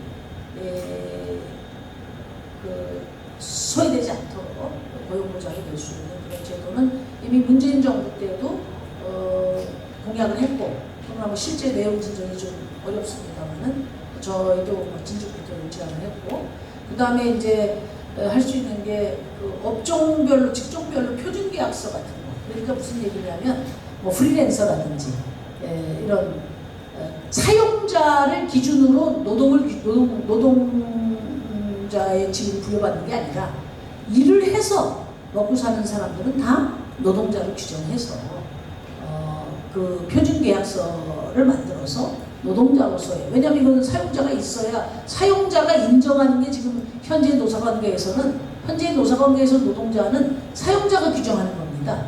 사용자가 있어야 노동자가 있는 거예요. 그런데 지금 디지털 자본주의 시대에는 지금 사용자 물론 궁극적으로 찾으면 있지만 안 보이는 기업주들이 많지 않습니까? 프리랜서도 그렇고 그렇고 뭐 라이더도 그렇고 또 대부분 플랫폼 차원의 노동이 다 그렇습니다. 그러니까 그런 경우에도 노사 관계가 특정되지 않더라도 내가 일을 해서 노동을 해서 먹고 살 경우에 이 노동권을 보장할 수 있는 그런 계약서 같은 것들을 제도화할 필요가 있다. 이런 정도 생각을 하고 있습니다. 뭐 제가 오늘 머리가 이게 멀티 돌아가지 않아가지고 제가 이 정도 말씀드리고 또 질의응답 하도록 하겠습니다. 감사합니다. 감사합니다. 심상정 의원님께서 지금 아까 말씀해 주셨듯이 대법원장 임명 동의 청문회 등으로 굉장히 바쁘신 중이심에도 불구하고 오셔서 테이블에 앉으시면 다 말씀하실 수 있을 거라고 제가 그랬어요. 너무 말씀 감사하고요. 남은 시간 동안 더 많은 말씀 드릴 수 있을 것 같습니다. 지금 짧은 시간 코멘트를 해주셨는데 그 사이사이에도 아주 제가 또 학자로서도 야 이거 정말 논문 쓰고 책 써야겠다는 생각이 들 정도로 통찰이 빛나는 그런 많은 말씀들을 해주셨어요. 처음 말씀 시작하실 때 정치 파트도 재밌을 것 같다 말씀해 주셨는데 제가 정치 쪽하고 제가 또 정치 사회학자이기도 하고요. 연결을 시켜서 조금 더 질문 드리고 말씀을 추가로 들었으면 합니다. 그 다음에 저희 청중으로 마이크를 넘기도록 할게요. 말씀하신 것 중에서 제가 귀에 딱 들어왔던 게 두 문장이 있었는데요. 처음에 시작하실 때 진보정당도 액화되고 있다라는 말씀을 해주셨는데 끝에 나가실 때 정치가 이 시대의 연대를 만들어내야 된다고 말씀을 해주셨거든요. 이것이 지금 한국뿐만 아니라 전 세계적으로 많은 어떤 새로운 연대의 가능성에 대해서 고민하는 사람들이 갖고 있는 그런 고민거리가 아닐까 그런 생각이 들어요. 아까 이승윤 교수님께서도 강연을 해주셨고 지금 의원님께서도 말씀해 주셨듯이 역사적인 배경은 유럽이나 한국 굉장히 다르지 않습니까? 유럽에서는 사회민주주의 정당하고 이제 거대한 노동조직 기반으로 해서 중요한 복지제도나 노동보호제도들이 도입이 되고 발전이 되고 이런 맥락의 차이가 있긴 합니다만 제가 정치를 연구하는 입장에서 볼 때는 그렇게 오랫동안 150년 이상 쌓아온 노동 정치와 조직이 순식간에 무너지는 거라는 생각이 들기도 해요. 유럽에서도 예를 들면 독일에서 노조 조직률이 한국하고 지금 별 차이가 없고요. 그리고 독일, 스페인을 제외한 유럽의 거의 모든 나라에서 우익 포퓰리즘 정당이 연정에 참여를 했습니다. 지난 10년 사이에요. 그 기존의 중도 보수, 중도 진보 정당이 주축이 됐던 정당 시스템이 거의 해체가 된 그런 측면도 많이 있거든요. 그러니까 이게 저희한테 던져주는 질문이 노동과 계급의 영역에서 과거보다 훨씬 더 다양하고 이질적인 집단들로 지금 흩어져 가는 건데 그걸 저희가 추상적으로는 불안정 집단이다 이렇게 묶을 수는 있지만 실제 놓여있는 맥락이나 제도적인 위치나 너무너무 다양한데 이거를 정치가 과거에 예를 들면 인구의 40% 50%를 차지하는 제조업 노동자 집단에 강력하게 조직된 노조를 기반으로 3인당이 정치를 하던 시대하고 너무 다른 거예요. 그럼 지금 시대에 이 이질적인 불안정한 일하는 사람들의 정치적인 대변을 정치가 어떤 방식으로 할 수 있을지 지금 시대의 진보 정치는 어떤 방향으로 혁신이 될 수 있을지 이거에 대해서 심상정 의원님께서 평소에 고민하셨던 부분이 있으시면 좀 말씀을 들어봤으면 좋을 것 같습니다. 어떻게 액화를 넘어갈 것이냐. 네, 그 얘기를 제가 자문을 구해서 가야 되는 거 정말 고민이 많습니다. 그러니까 아까 우리 선생님 말씀하신 취지는 그런 산업자본주의 시절의 탄탄한 구조, 노동과 자본의 구조 속에서 유럽의 복지국가가 탄생한 거죠. 그러니까 강력한 노동조합과 그것을 기반으로 하는 3인당. 그래서 대체로 3인당이 그 노조 기반이라는 것이 3인당을 집권당의 수준으로 끌어올리고 그 스웨덴 같은 경우는 집권을 한 굉장히 몇십 년을 했지 않습니까? 그렇게 하면서 뭔가 복지국가의 토대를 만들 수 있었는데 이제 우리 같은 경우에 이제 저희가 진보정당을 천명하고 2000년도에 출발을 했지만 사실 그때 노동 조직률이 10%밖에 안 됐거든요. 10%밖에. 그러니까 굉장히 허약한 노동조합에 기반해서 뭐 허약한 정당이 될 수밖에 없었죠. 많은 분들은 이제 저희가 또 이 정치 주체들이 똑바로 못한 건 또 따로 야단을 맞고 구조를 설명드리면 그런 거죠. 그래서 그런 아주 취약한 노동 정치의 힘을 가지고 이제 진보 정당이 출범을 했는데 거기에 이제 강고한 그 양당 체제의 기득권 양당 체제의 어떤 제도적인 장벽이 거의 완벽하게 형성되어 있기 때문에 이걸 뚫고 가는데 굉장히 어려움이 있었어요.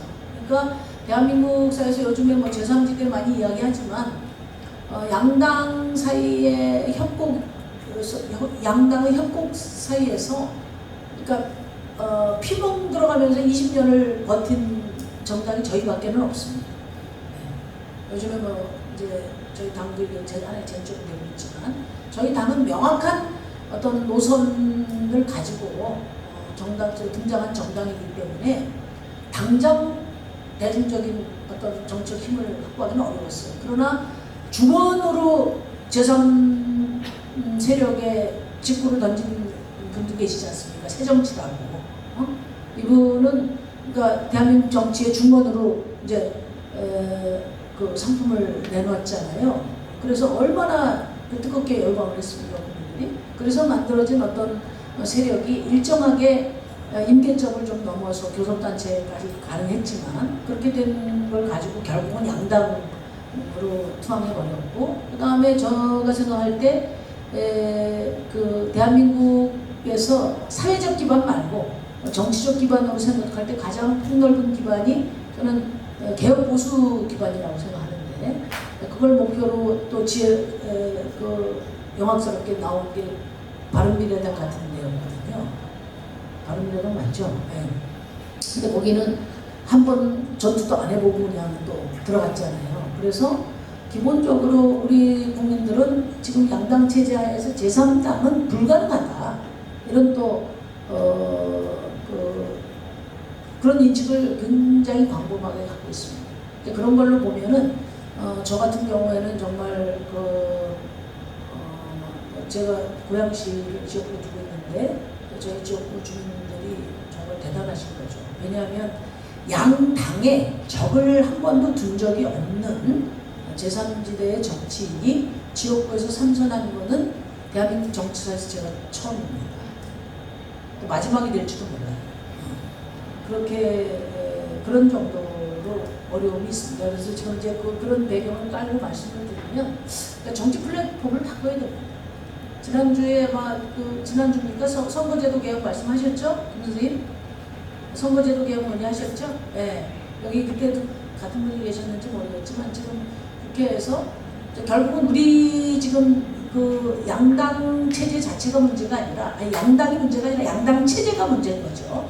지금 현재 선거제도는 뭐냐면 그 어떤 제3의 세력의 도전을 완전히 봉쇄하고 양당의 높은 성벽을 쌓아서 제3 세력은 가서 바위에 계란치기식으로 지가 깨져가고 담벼락을 높이 쌓아가지고 그 안에서 양당이 결사적으로 전투를 해서 이기는 쪽이 다 넘는 게임입니다. 지금.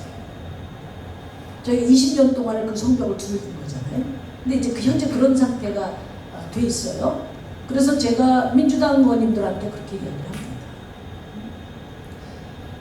그동안에 우리 시민들이 또 청년들이 촛불도 들고 가도에 나와서 민주주의를 위해서 싸우고 해서 그냥 저는 이런 구분법을 제가 동의하지는 않지만 그냥 보통 통하는 그런 언어로 사용하면 개혁 플러스 진보, 진보 플러스 개혁이 한 65, 보수가 한 35 정도 된다. 제 지역구를 보면 난다. 제가 득표한 거하고 민주당이 득표한 게 딱 65% 이상이 되거든요. 그러니까 이런 구도를 우리 국민들의 어떤 상식을 기준으로 보면 절대 보수가 집권할 수가 없어요. 근데 왜 집권을 하냐 이렇게 윤석열 정권 같은 정권이 양당 체제 때문에 그렇습니다. 그러니까 기준선이 뭐냐면 보수가 기준이에요. 그래서 이 양당 체제가 결국은 이 35대 65를 좀 또이또이로 만드는 겁니다. 그렇게 되고 있어요. 그래서 정말 다당제 민주주의로 가야, 다당제 연합 정치가 제도화될 때 된다면 대한민국 정치의 지형이 국민의 상식을 따라서 이동해 갈 거라고 생각하는데, 지금 이 양당 체제가 훨씬 더 진도가 나간 우리 국민들의 의식을 거꾸로 말하면 뒷덜미를 잡고 지금 투영을 하고 있는 것이다, 이렇게 생각을 해요. 그래서 저는 정의당주의자도 아니고 진보정당주의자도 아니지만, 진보정당이라는 개념에 집착하는 사람은 아니지만, 어쨌든 대한민국 정치가 시대 정신을 따라가고 또 우리 국민의 상식을 따라가려면 다당제 연정으로 가야 된다.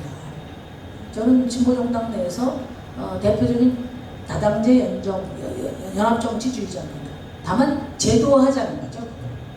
당이 작다고 해서 꿇어앉혀가지고 너 단일화해, 너 사퇴해, 이게 아니라 제도화된 연정으로 바꿔가야 된다. 그걸 위해서 20몇 년 동안 싸워왔는데 결국 지난번 선거제도 때 엎어지고, 지금 선거제도도 낙관하기가 굉장히 어렵습니다. 근데 저희가 이제 그렇게 생각하는 거는 아까도 얘기했지만, 정치 플랫폼을 바꾸지 않고서는 사실 이 문제를 접근하기가 굉장히 어렵다는 생각을 많이 합니다.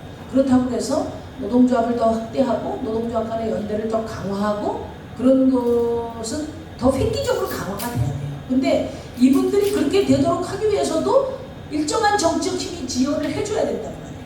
근데 아직 정의당은 대중조직을 촉진할 수 있는 그런 정도의 위상이 있지 못하고, 그러면 또 그 촉진된 대중조직이 또 정치를 또 거꾸로 강화시키고 이렇게 상호작용을 해야 되는데, 현재로서는 이제 거기에 있지 못하고 있다. 그래서 저는 가장 중요한 게, 예전에는 양당체제 극복이라는 말을 저희가 썼는데, 양당체제 극복이라는 게 실천적으로 어떻게 받아들여지냐면, 양당을 대체할 수 있는 너네 힘이 없잖아. 양당 체제를 극복하려면 정의당이 그러면 당장 집권 가능하든지 거기에 뭐 버금가는 정도의 뭐가 돼야 내가 찍어주지, 이렇게 되는 건데, 지금은 저는 이제 다당제 민주주의가 내년 총선의 시대 정신이 돼야 된다. 그 얘기는 뭐냐? 어쨌든 양당 체제를 깨야 된다. 이미 양당 체제가 정치를 황무지로 만들고 있잖아요. 양당 체제를 깨고 그래도 제도적으로 제3당이 제3당의 생존이 가능한 어떤 기반 정도가 만들어져야 경쟁력 있는 제3당도 만들어질 수 있다. 그 말씀을 꼭 드리고 싶어요. 그래서 지금 뭐 두 가지인데, 하나는 복지 플랫폼도 바꿔야 돼. 왜냐하면 제도는 정책 힘이 있어야 만드는 거거든요. 정책 힘이 있어야. 그런데 이제 복지 플랫폼 관련해서는 이제 저는 주택 문제를 중심으로 이렇게 이제 생각해야 된다는 생각을 많이 합니다. 지금. 그래서 지금 우리 청년들이나 우리 사회의 지금 가장 큰 문제는 예측 가능성이라고 생각해요. 예측 가능성이 없어요. 어떻게 될지 모르는 겁니다. 그래서 결혼 안 하는 거예요. 애도 안 낳는 거예요. 그래서 청년은 미래가 없고, 그 다음에 중년은 현재가 없고, 노년은 그냥 과거밖에 없는 거죠. 남은 거. 지금 그런 현실이기 때문에 삶이 통째로 이렇게 흔들리고 있습니다. 여기서 흔들리지 않도록 예측 가능한 삶을 하려면 일단은 집 문제가 뭔가 좀 안정적으로 정부가 흔들리는 삶의 어떤 축을 하나 놔줄 필요가 있다.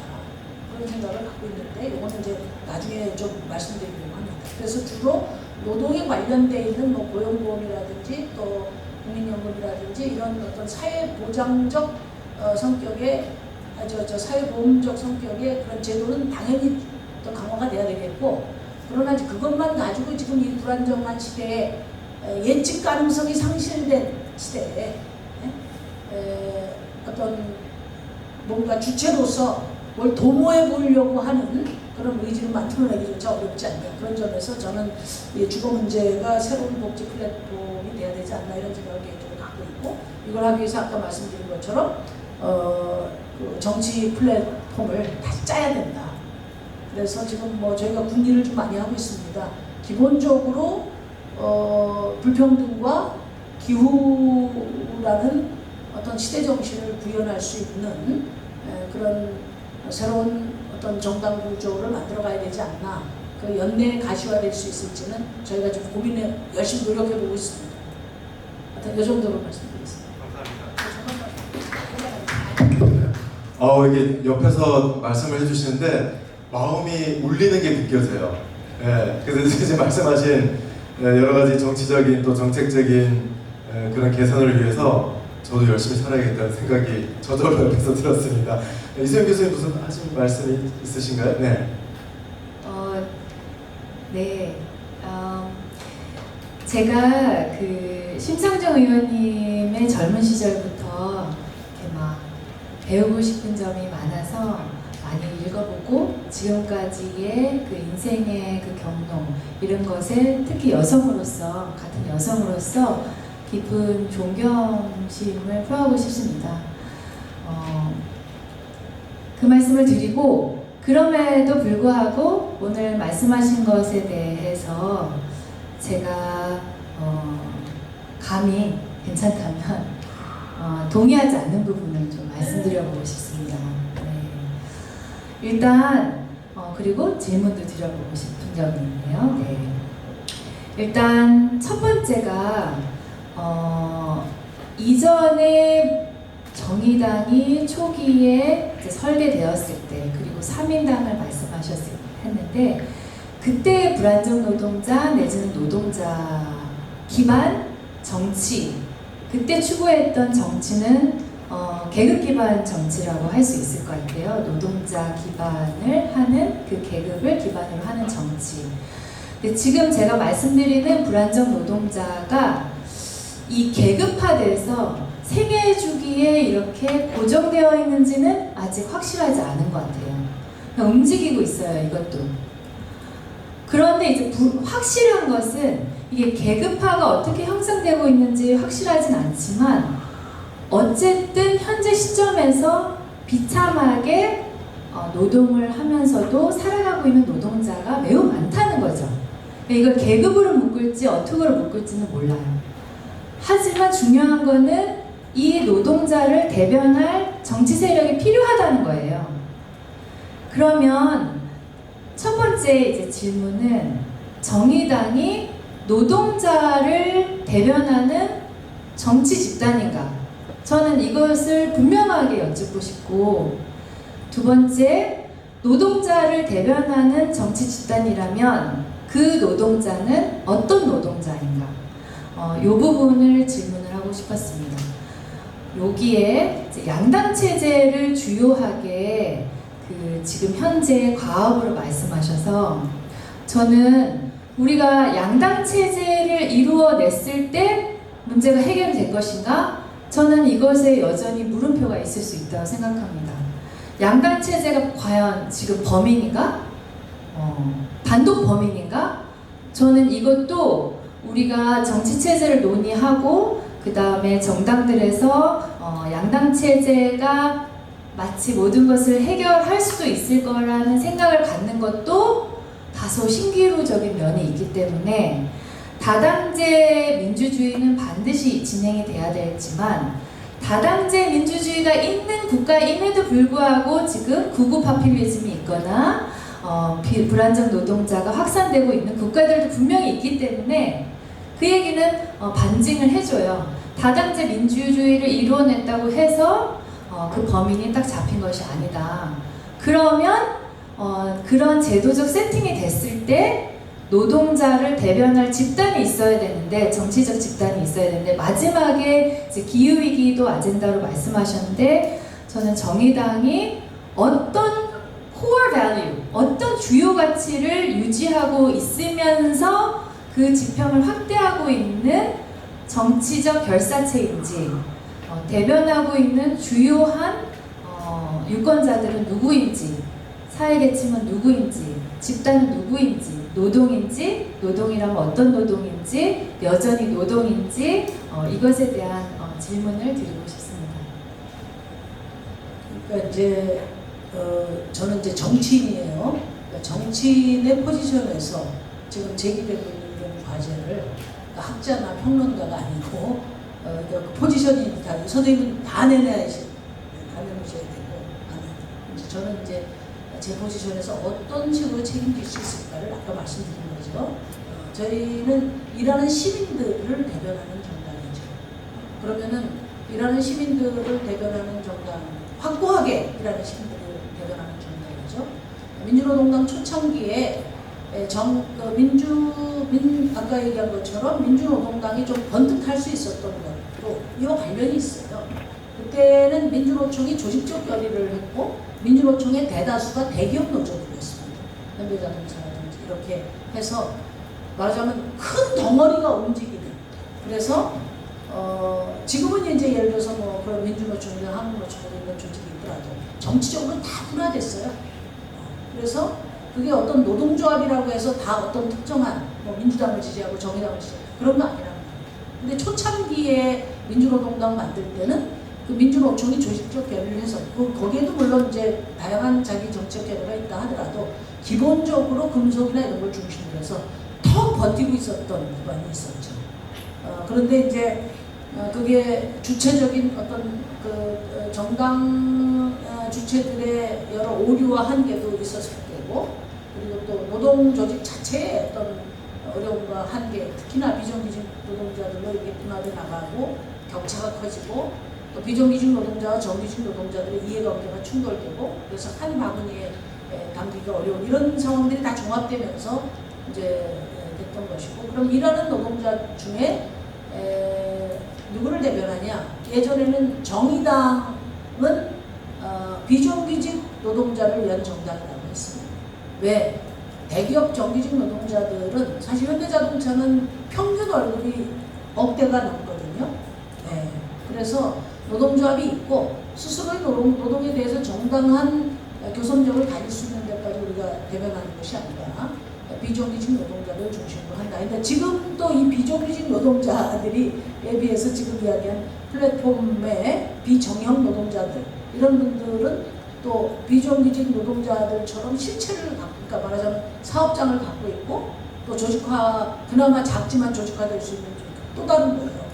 그렇기 때문에 저희가 주로 지금 뭐 밀도 이렇게 저는 이제 국토위인데 국토위에서 주로 함께 연대하고 싸우는 사람들은 예를 들면 화물 노동자들, 그 다음에 크레인 노동자들, 그리고 건설 노동자들, 그리고 뭐 지난번에 화물 파업도 있었지만 이런 분들이, 그 다음에 라이더 유니언, 그러니까 제가 상임위에서 관련된 분들 모든 상임위에서 구체적인 어떤 이해관계를 가지고 이렇게 연대를 하고 있고요. 그게 바깥으로 볼 때 노동자들 뭐 여러 이슈에서 예를 들면 뭔들의 페미당 됐다 이렇게 비난하는 사람도 많은데, 우리가 정당이라는 것이 정치 관계 속에서 이제 다양한 정당과의 경쟁 속에서 있고 여러 이슈에 대한 대응 과정인데, 말하자면 뭐 성평등을 실현하는 정당이죠 저희 당은.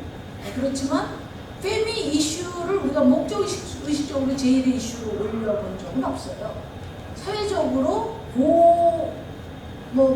지방자치단체장이나 이런 어떤 권력을 가진 분들의 어떤 성추행이 생겼을 때 거기에 기존 시각과는 다른 시각으로 우리가 입장을 내놓고서 이게 굉장히 폭발적으로 부각된 측면이 굉장히 있다.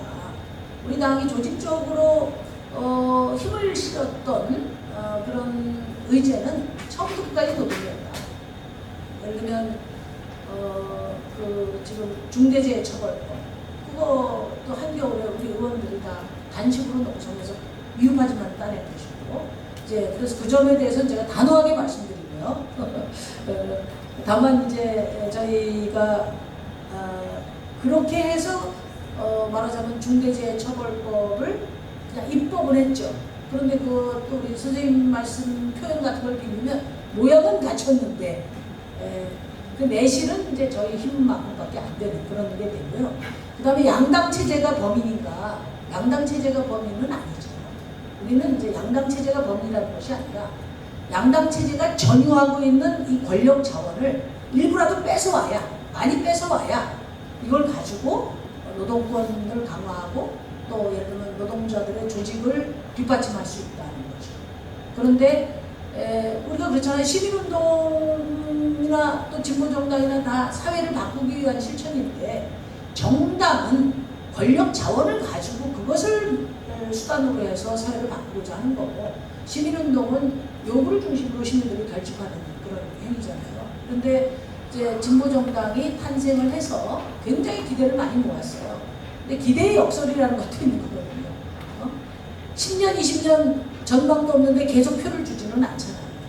그런 점에서 한계에 봉착한 측면이 있다. 그래서 양당 체제가 범인인가가 아니라 양당 체제가 제도적으로 완벽하게 전유하고 있는 이 권력을 우리가 어떻게 뚫고 들어가서 지금 현재의 정의당의 6석 수준이 아니라 적어도 영향력을 가질 수 있는 수준 정도를 확보할 때 아까 말씀드린 이제 아래로부터의 조직화를 지원할 수 있는 힘도 좀 더 효과적으로 발휘할 수 있지 않은 그런 취지로 말씀을 드린 거예요. 그리고 이제 요거는 이제 정당의 입장에서 늘 저희는 그렇습니다.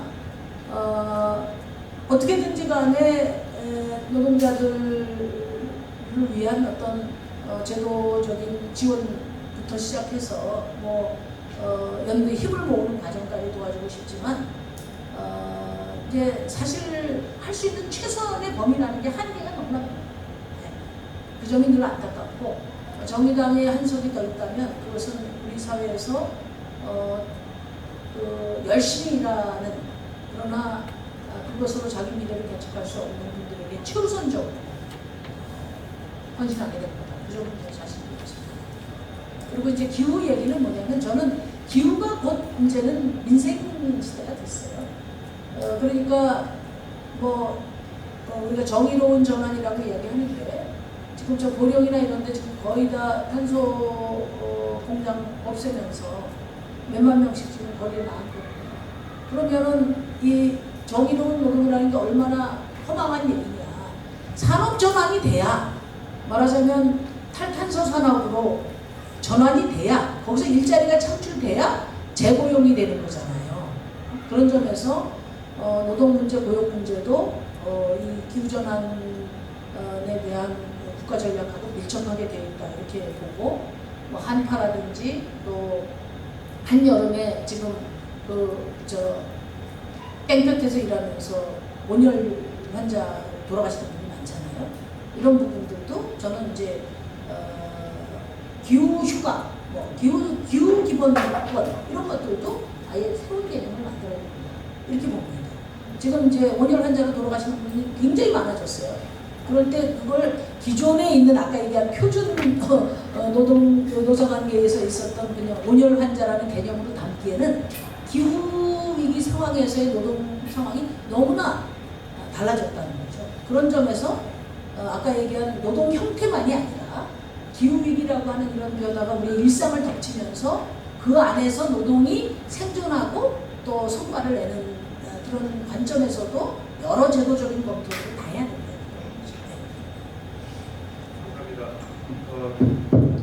이 계급과 노동 불평등 이런 것들이 지금 우리가 정치적으로나 조직적으로 다루기에 점점 굉장히 힘든 주제가 되어가고 있는 것 같아요. 그래서 이미 아주 벌써 몇십 년 된 얘기죠. 1986년에 독일의 사회학자 울리히 베기 리스크 사회라는 책을 썼을 때 그런 얘기를 했습니다.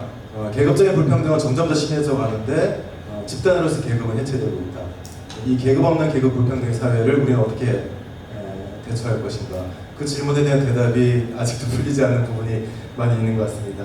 지금 시간이 이제 많이 경과가 됐는데요. 여기 학생분들 또 참석하신 여러분들 질문 또는 의견 말씀 듣는 시간을 갖겠습니다.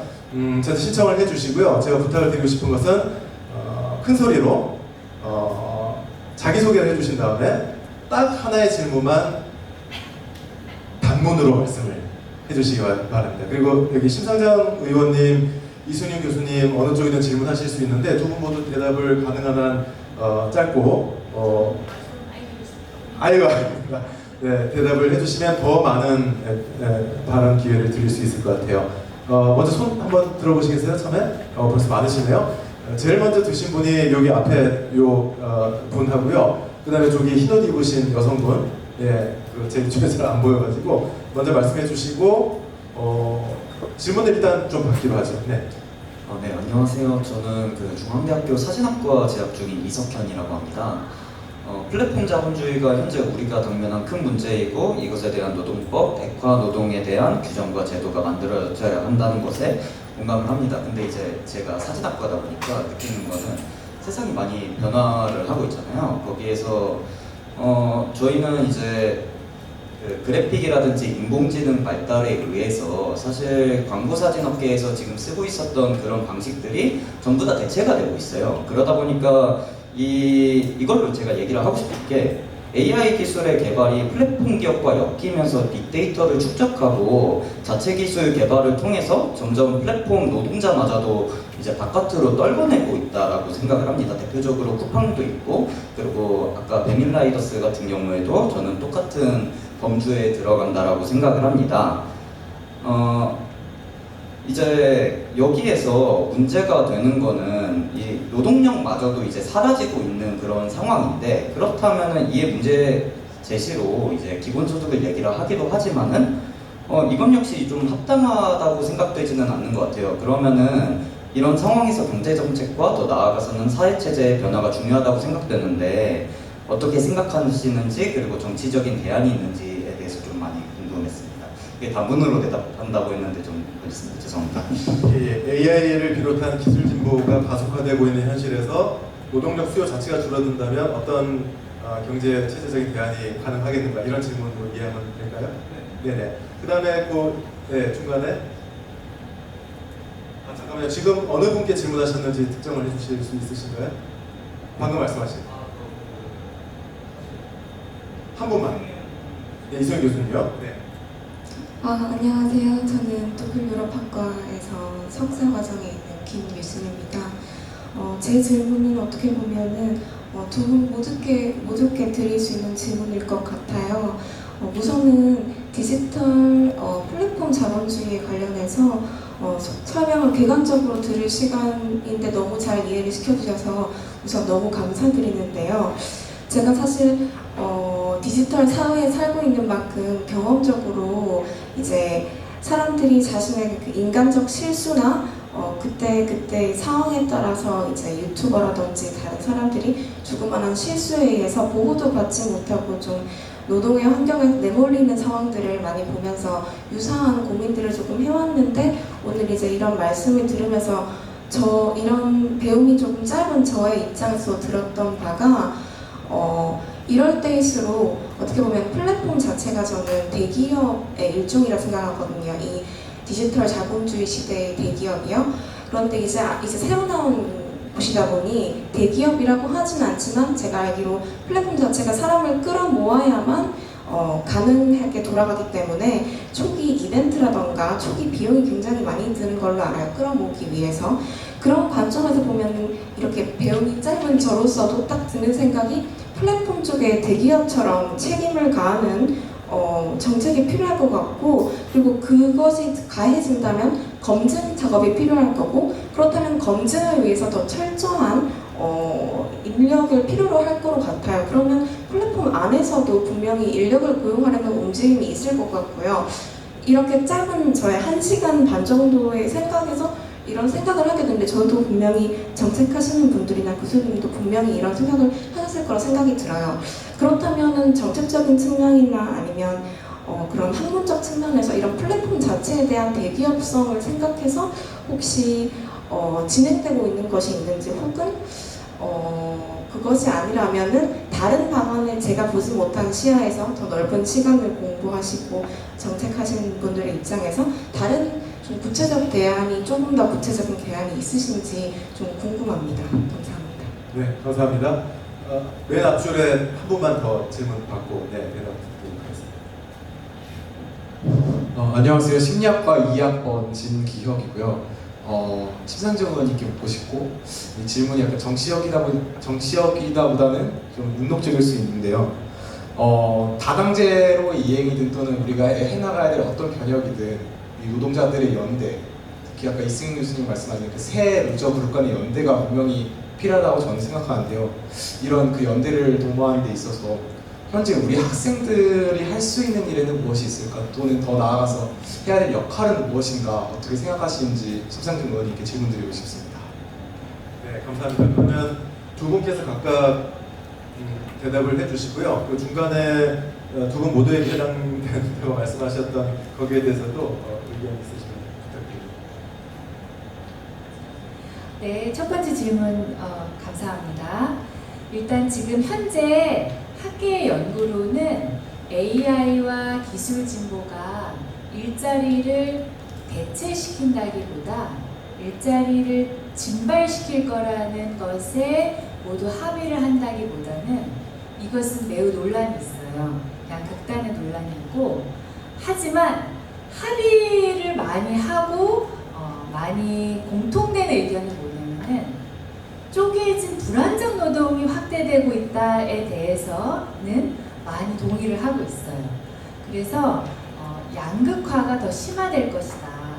그러니까 다 없어지는 것이 아니라 상당히 모호한 액화, 쪼개진 노동을 하는 부스럼 같은 노동을 하는 사람들이 많아질 것이다. 이것에 이제 학계에서는 이런 논의가 이제 더 주류를 이제 이루고 있는 것 같아요. 한동안은 노동의 종말이 먼저 이제 주류를 이루다가 실증 연구들을 하니까 또 생성되는 노동들도 많고, 아니면 매우 기술과 무관한 노동 집약적 돌봄 노동이 고령화와 함께 더 확대되고 있기 때문에 노동의 총수에 대해서는 지금 논란이 있어요. 하지만 불평등에 대해서는 대체적으로 합의하는 부분이고요. 바로 이어서 그 두 번째 질문하신 분하고 연결이 좀 되긴 해서 말씀을 드리자면은 노동이라는 게, 일자리라는 게 하나의 직무만 하지 않아요. 일자리라는 거는 그러니까 직무의 컨비네이션이에요. 그래서 저도 멀티태스킹을 하고 여러분이 무슨 노동을 하든 여러 직무들의 조합이거든요. 이 직무 중에 AI와 자동화의 영향을 많이 받게 되는 영역들이 있고 아니게 있고 이렇게 돼요. 그래서 근데 문제는 요거를 쪼개놔서 추출을 하는 방식으로 간다는 것이 이제 제가 말씀드린 부분이었습니다. 그래서 네, 그 정도로 일단 답을 드리고요. 두 번째 답에서는 독점이에요. 이게 그러니까는 우리가 독점 기업이 있을 때 어떻게 했죠? 규제했죠. 독점 기업은 규제를 만드는 거예요. 그런데 지금 플랫폼 노동은 규제하는 게 없는 거예요. 그래서 아까 심상정 의원님께서 말씀하신 공정거래법 같은 거, 그러니까는 사회보장법 말고도 이쪽 플레이어들을 규제하는 것들이 필요한데 이 부분에 대한 논의도 동시적으로 많이 이루어져요. 페이스북, 그다음에 계속 네트워크 효과를 통해서 확장하는 방식으로 가는데 이 부분에 대해서는 고정적으로 우리가 생각했던 기업이 독점해서 이 시장을 점령하고 있으면은 독점 기업에 대한 규제들이 있어 왔는데 하지 않고 있거든요. 그래서 저는 이것에 대한 노동자 보호에 대한 규정들도 필요하지만 플레이어들, 그러니까 지금 위너들에 대한 규정, 레귤레이션, 그러니까는 규제하는 작업도 되게 많이 필요하고, 하나는 이들이 비대화되는 것에 대해서, 그 다음에 빅데이터를 활용해서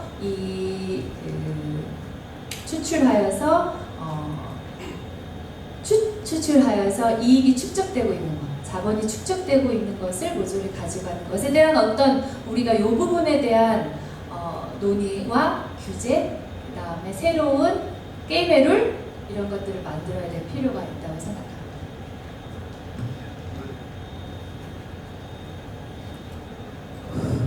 우선 이제 플랫폼 노동과 관련해서 어떤 대책을 세울 수 있나. 제가 뭐 다른 나라 사례나 이런 것들을 이제 우리 눈여겨보게 되잖아요. 근데 바이든이 미국 대통령 중에 가장 친노조 대통령이 누구냐? 그러면은 아마 여러분들 바이든을 찍는 사람 별로 없을 거예요. 근데 이분이 이제 당선되자마자 발표한 노동 정책이 있어요. 제가 그걸 좀 잠깐 소개를 할게요. 첫째 바이든은 노동자들의 권리를 단순히 말하는 게 아니라 노동법이 고용주에게 부과하는 일련의 책임들을 명료하게 이야기했어요. 노동법이 노동자의 권리만 이야기하는 보장이 안 되면 그만이잖아요, 그죠? 근데 이 바이든이 노동법이 고용주들에게 부과되는 의무, 책임을 명료하게 얘기를 했고, 그 다음에 두 번째로는 노동조합이 있는 일자리 창출을 행정부의 최우선 과제로 삼겠다, 이런 행정명령을 했어요. 그러니까 그냥 우리 일자리 창출이 아니라 노조 있는 일자리 창출, 이거를 이제 제시해서 노조를 굉장히 적극적으로 정책 지원과 결합시킨 거죠. 그리고 세 번째는 단순히 노동정책을 넘어서 노조를 통한 일자리 창출로 중산층을 복원하겠다. 그 중산층 복원 전략이 노조를 통해서 일자리를 안정시킴으로써 중산층을 복원하겠다는 거죠. 그러니까 중산층 복원의 파트너가 노조라는 거죠. 그래서 여기에다가 이제 그 산재 대책을 했는데, 제가 이제 그 소개를 구체적으로 하면, 하나는 PRO법이라고 해서 조직권 보호법인데요. 노동자의 단체 교섭권과 노조 결성을 방해하는 경영주에 대한 처벌을 강화하는 노동법을 만든 겁니다. 그리고 두 번째는 아마존이나 우버 같이 지금 이야기한 거대한 그 첨단 플랫폼 기업의 배달 노동자들을 노동자라고 인정했고요. 독립사업자로 취급받는 이 사람들에게 최저임금 등 법적 보호를 해주겠다, 이렇게 했어요. 그래서 실질적인 고용노동자를 이렇게 독립사업자로 이렇게 해가지고 세금과 임금 이런 거 다 하는 그런 기업은 다 세금 탈루, 임금 안 주고 이런 기업들은 다 제재를 하겠다, 이렇게 한 거죠. 그러니까 이 사람을 독립적인 자영업자가 아니라 노동자로 인정한 것에 끝난 게 아니라 이 사람을 노동자 떨구기를 해가지고 임금을 제대로 안 준다든지 세금을 탈루한다든지 하면 그런 기업을 패겠다, 이렇게 이제 이야기를 했고 법을 만들었고, 그 다음에 셋째, 일용직이나 임시직 처우를 받는 하청 노동자들을 어떻게 보호하기로 했냐. 원청 회사를 공동고용주로 적용해서 원청을 공동고용주로 적용을 해서, 그러니까 기업주를 찾아준 거예요, 그죠? 하청은 기업주가 없어요. 이 사람은 바지 사장이고 위에도 바지 사장인데 최고 원청을 공동기업주로 해서 교섭의 책임을 부과한 겁니다. 아주 실질적인 대책이죠. 그리고 네 번째는 이제 연방 최저임금을 올린 거죠. 그러니까 최저임금을, 그러니까 교섭을 통해서 교섭력이 약할 경우에는 임금 인상이 안 되니까 정부가 그냥 최저임금을 통으로 높여버린 거죠. 이런 식으로 바이든이 취임해서 했거든요. 그러니까 우리나라도 이거 말고도 제가 낸 공약은 모든 일하는 시민들을 위한 노동법을 만들겠다. 지금 현재 근로기준법이라든지 그다음에 단체교섭권 이런 거는 고용주를 전제로 한 노동입니다.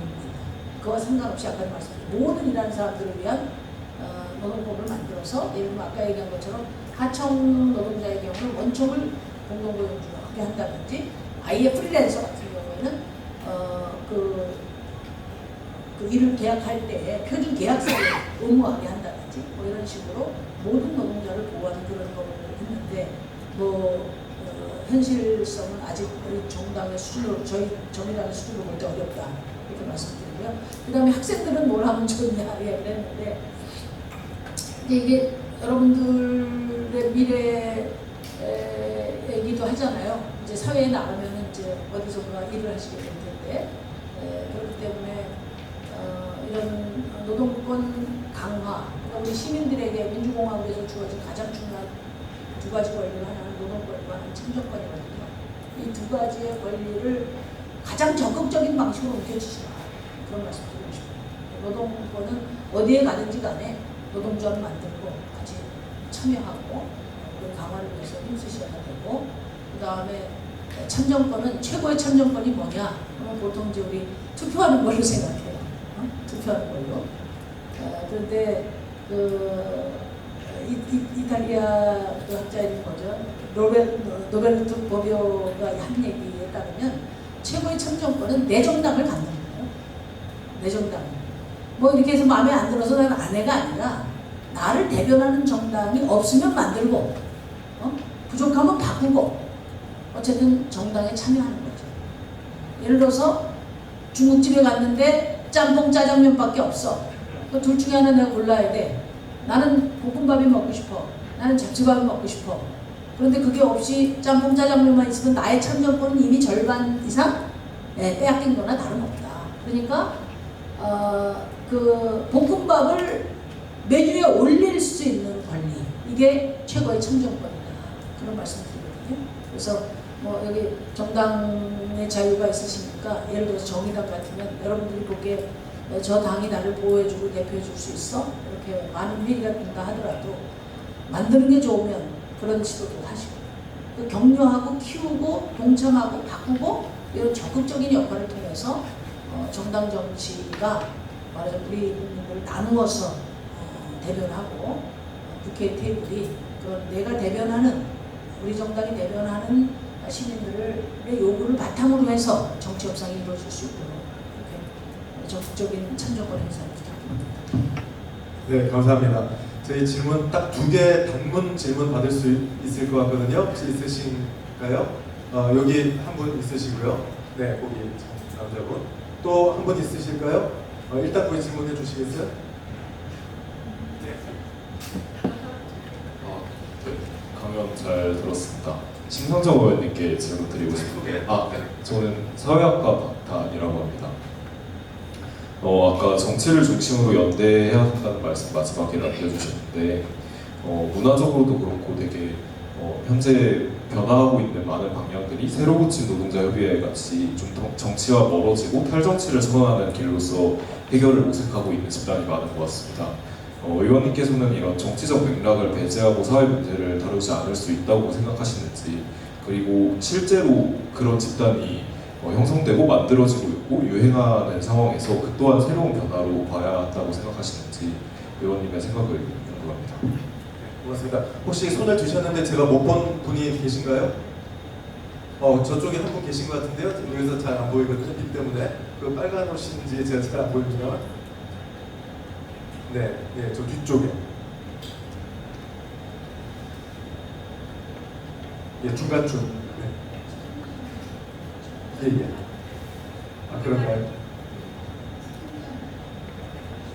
네, 일단 간략히 말씀을 부탁드릴게요. 네, 안녕하세요. 저 경제학부 김상우입니다.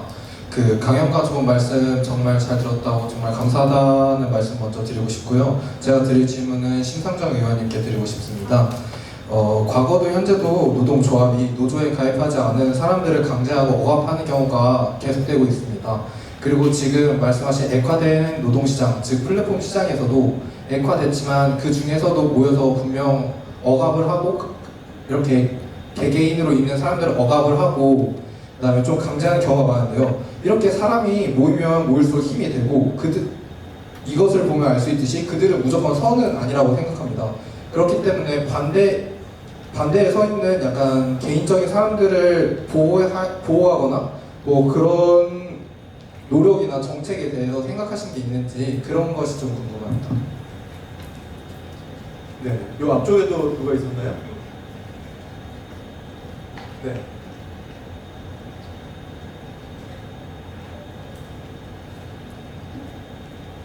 안녕하세요. 중앙대 사회학과 박사과정에 있는 최희선입니다. 저는 심상정 의원님께 질문을 드릴게요. 이제 아까 얘기해 주실 때 과거의 전통적 노동회사와 같이 강력한 노조를 기대하기 어렵기 때문에 이제 아래로부터의 그런 저항을 통한 개혁은 좀 힘들 것이다 라고 보시면서 이제 그 대안으로 정치로 이들을 좀 묶어낼 수 있을 거라고 보셨는데, 그리고 아까 이제 답을 해주실 때 정의당은 비정규직 노동자를 대변하는 정당이라고 해주셨어요. 그런데 이제 비정규직 노동자만 하더라도 과거에 이런 정규직 노동자들과 비교했을 때 어떤 임금이라든가 노동 환경이라든가 고용 형태에 있어서 굉장히 뚜렷한 차이가 났기 때문에 어떤 목적을 가지고 모일 수 있었다고 생각이 되거든요. 그런데 이제 디지털 자본주의 하에서는 이제 노동자들의 상황이 굉장히 이질적이거든요. 그래서 예를 들면 뭐 같은 플랫폼 노동자지만 그 안에는 배달 라이더도 있고 가사 노동자도 있고 뭐 웹 디자이너, 데이터 라벨러 굉장히 많은데 또 이 직종들만 다른 게 아니고 한 직종 안에서도 굉장히 임금이라든가 노동 환경이라든가 이런 상황들이 굉장히 다른 게 이제 현실인데 이렇게 상이한 상황에 있는 노동자들을 어떤 목적을 가지고 어떤 얘기를 가지고 정치로 하나로 묶어낼 수 있다고 생각하시는지 궁금합니다.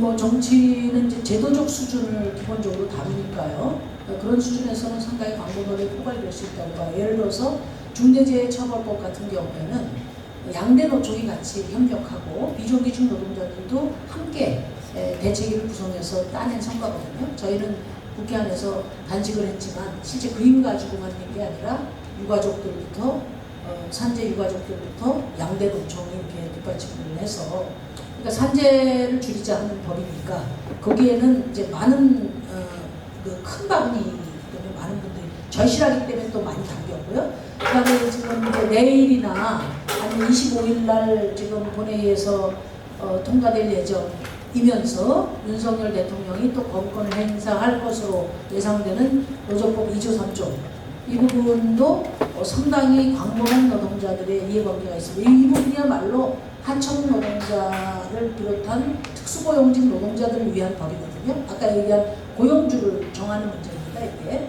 그래서 그러니까 노동권 밖으로 내몰린 분들에게도 말하자면 협상이 가능한 말하자면 사용자를 지정해주는 그런 측면이 있기 때문에 이 부분도 굉장히 넓게 됐습니다. 그래서 제가 아까 정치로 묶어낸다는 말이 이게 노동조합은 힘이 없다는 뜻을 하는 게 아니라 예를 들면 이런 2조 3조 같은 법을 이렇게 우리가 만들어주면 그러면은 비정규직 노동자들, 플랫폼 노동자들도 노동조합을 드디어 만들 수 있다는 거예요. 제 얘기는. 그래서 이 아래로부터의 노력이 필요 없고 정치가 모든 걸 해야 된다는 게 아니라 현재 지금 이렇게 불균등한 노동자들, 불안정한 노동자들을 하나로 묶도록 하기 위해서도 정치가 예를 들면 그런 분들에게 사용자를 지정해 준다든지 제도적으로 이렇게 해야 이분들이 조직화될 수 있다는 말씀 때문에 아까 정치적인 노력이 병행돼야 된다. 예전에 유럽은 이미 노동조합이 확고하게 쓴 상태에서 3인당이 된 거거든요. 대부분은. 근데 여기는 이제 상호작용을 해야지만 되는데 우리 정의당 같은 경우가 이런 제도를 노동자들의 조직화를 위해 뒷받침할 수 있는 제도 개선을 하기에 굉장히 벅찬 정도의 힘밖에 없다. 이게 이제 제가 안타깝다고 말씀드린 겁니다. 그 다음에 그 노조 액화된 시장 같은 경우에 말하자면 개별화된 반대자들을 어떻게 이렇게 설득할 거냐 이런 것이잖아요. 근데 이런 부분들은 이제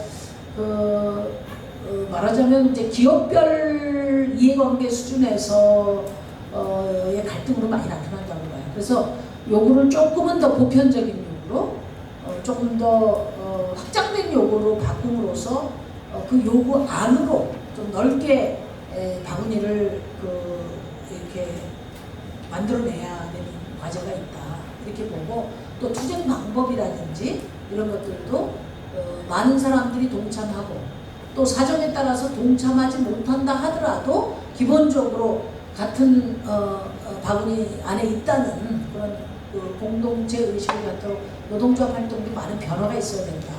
몇몇 워낙에 탄압이 되니까 뭐 힘을 갖고 교섭력을 갖기는 어렵거든요. 그럴 때 소수 투쟁으로 이렇게 가면서 다수가 이완되는 경우가 있고 또 나의 이완이 특히 이제 지하철 같은 경우 있잖아요. 지하철 쓰면은 아침에 출근하는 시민들이 얼마나 복잡합니까? 그러니까 막 쌍욕 같은 것도 나오고 그러거든요. 그런데 이제 이런 부분들에 대해서는 말하자면 기본권에 대한 폭넓은 어떤 사회교육이나 이런 것들도 매우 사실 중요한 거예요. 이해 집단 간에 서로 뭐 방법론적인 교집합을 통해서 뭔가 소통하는 것만 하고는 절대적인 한계가 있다. 이렇게 말씀드리고요. 정치연대와 관련해서는 저는 그렇게 생각하는데 지금은 이제 뭐 지역별로도 지역당을 준비하는 분들도 많이 있어요. 법률적으로 보장이 안 돼서 그렇지. 그리고 이제 그래서 중앙정치 말고 지역정치를 중심으로 하는 단위들도 많고 만민공동회 같은 거를 주민자치총회 같은 것을 지금 변형시켜서 하는 경우도 있고 어쨌든 주민들의 이해와 요구를 대변하기 위한 다양한 시도들이 아래로부터 있습니다. 그러니까 정치라는 것도 여기 여의도 중앙에만 있는 건 아니죠. 그러니까 정의당 같은 경우에는 그런 각 지역에 다양한 어떤 정치 조직들, 그게 꼭 정당 형태를 띠지 않았다 하더라도 이런 부분들을 폭넓게 규합하는 그런 방식의 그 정치연대가 필요하다고 저희는 생각하고 있고요. 그러려면 또 그것도 가능성이 있고 방향이 맞아야 그런 분들도 결합할 거 아닙니까? 그 최소한도의 그 교두보가 될 수 있는 그런 재편을 좀 적극적으로 고민하고 있다. 이렇게 말씀드립니다. 감사합니다. 저희가 시간이 조금만 더 있다면 두 분 모시고 정말 이렇게 다른 학생분들도 귀한 걸음을 해주셨는데 말씀을 더 많이 듣고 싶어하면 너무 간절해요. 근데 안타깝게도 심상정 의원님께서 이제 바로 또 국회로 복귀를 하셔야 되기 때문에 이 자리에서 여러분들 질문 또 의견 받는 것은 여기서 마무리를 해야 될 것 같고요. 마지막으로 심상정 의원님과 이승윤 교수님께서 이 자리를 마무리하면서 하시고 싶은 말씀 있으면 부탁드립니다. 아까 그 마지막 질문, 청년들은 할 일이 무엇일까? 그래서 제가 하나 생각난 게 있었는데요. 그 마르크스가 한 말이긴 한데 자신의 완성은 동시대 사람의 행복을 같이 추구해야지만 반드시 그래야지만 달성될 수 있다는 말이 있어요. 그래서 우리의 행복, 완전한 삶의 어떤 완성, 이것도 반드시 우리 동시대 사람의 행복을 같이 추구해 나가자, 이렇게 한번 말씀드려보고 싶습니다.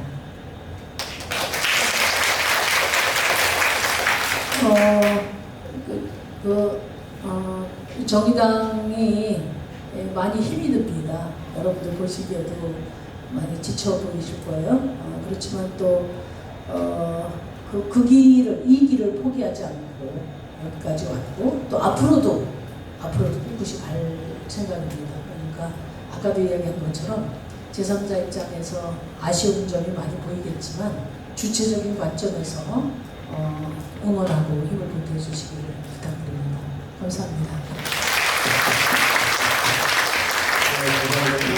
처음에 강연해 주실 때부터 이제 우리 노동의 세계가 흩어지고 찢어지고 액화되고 이런 얘기들이 많이 나왔습니다만 이승윤 교수님께서 아까 강연 말미에 새로운 연대에 대해서 말씀을 해주셨듯이 저는 두 분 말씀 드리면서 그런 생각을 했어요. 산업화 시대의 노동자 정당이나 노동조합이나 이와 같은 것들의 토대가 무너지고 있다는 얘기를 저희가 하고 있지만 바로 그 산업자본주의가 태동하는 시기에 일찍이 칼 폴라니가 악마의 분쇄기라고 얘기했듯이 그 이전까지 익숙하게 알고 있었던 모든 공동체와 연대가 다 찢어지고 흩어졌거든요.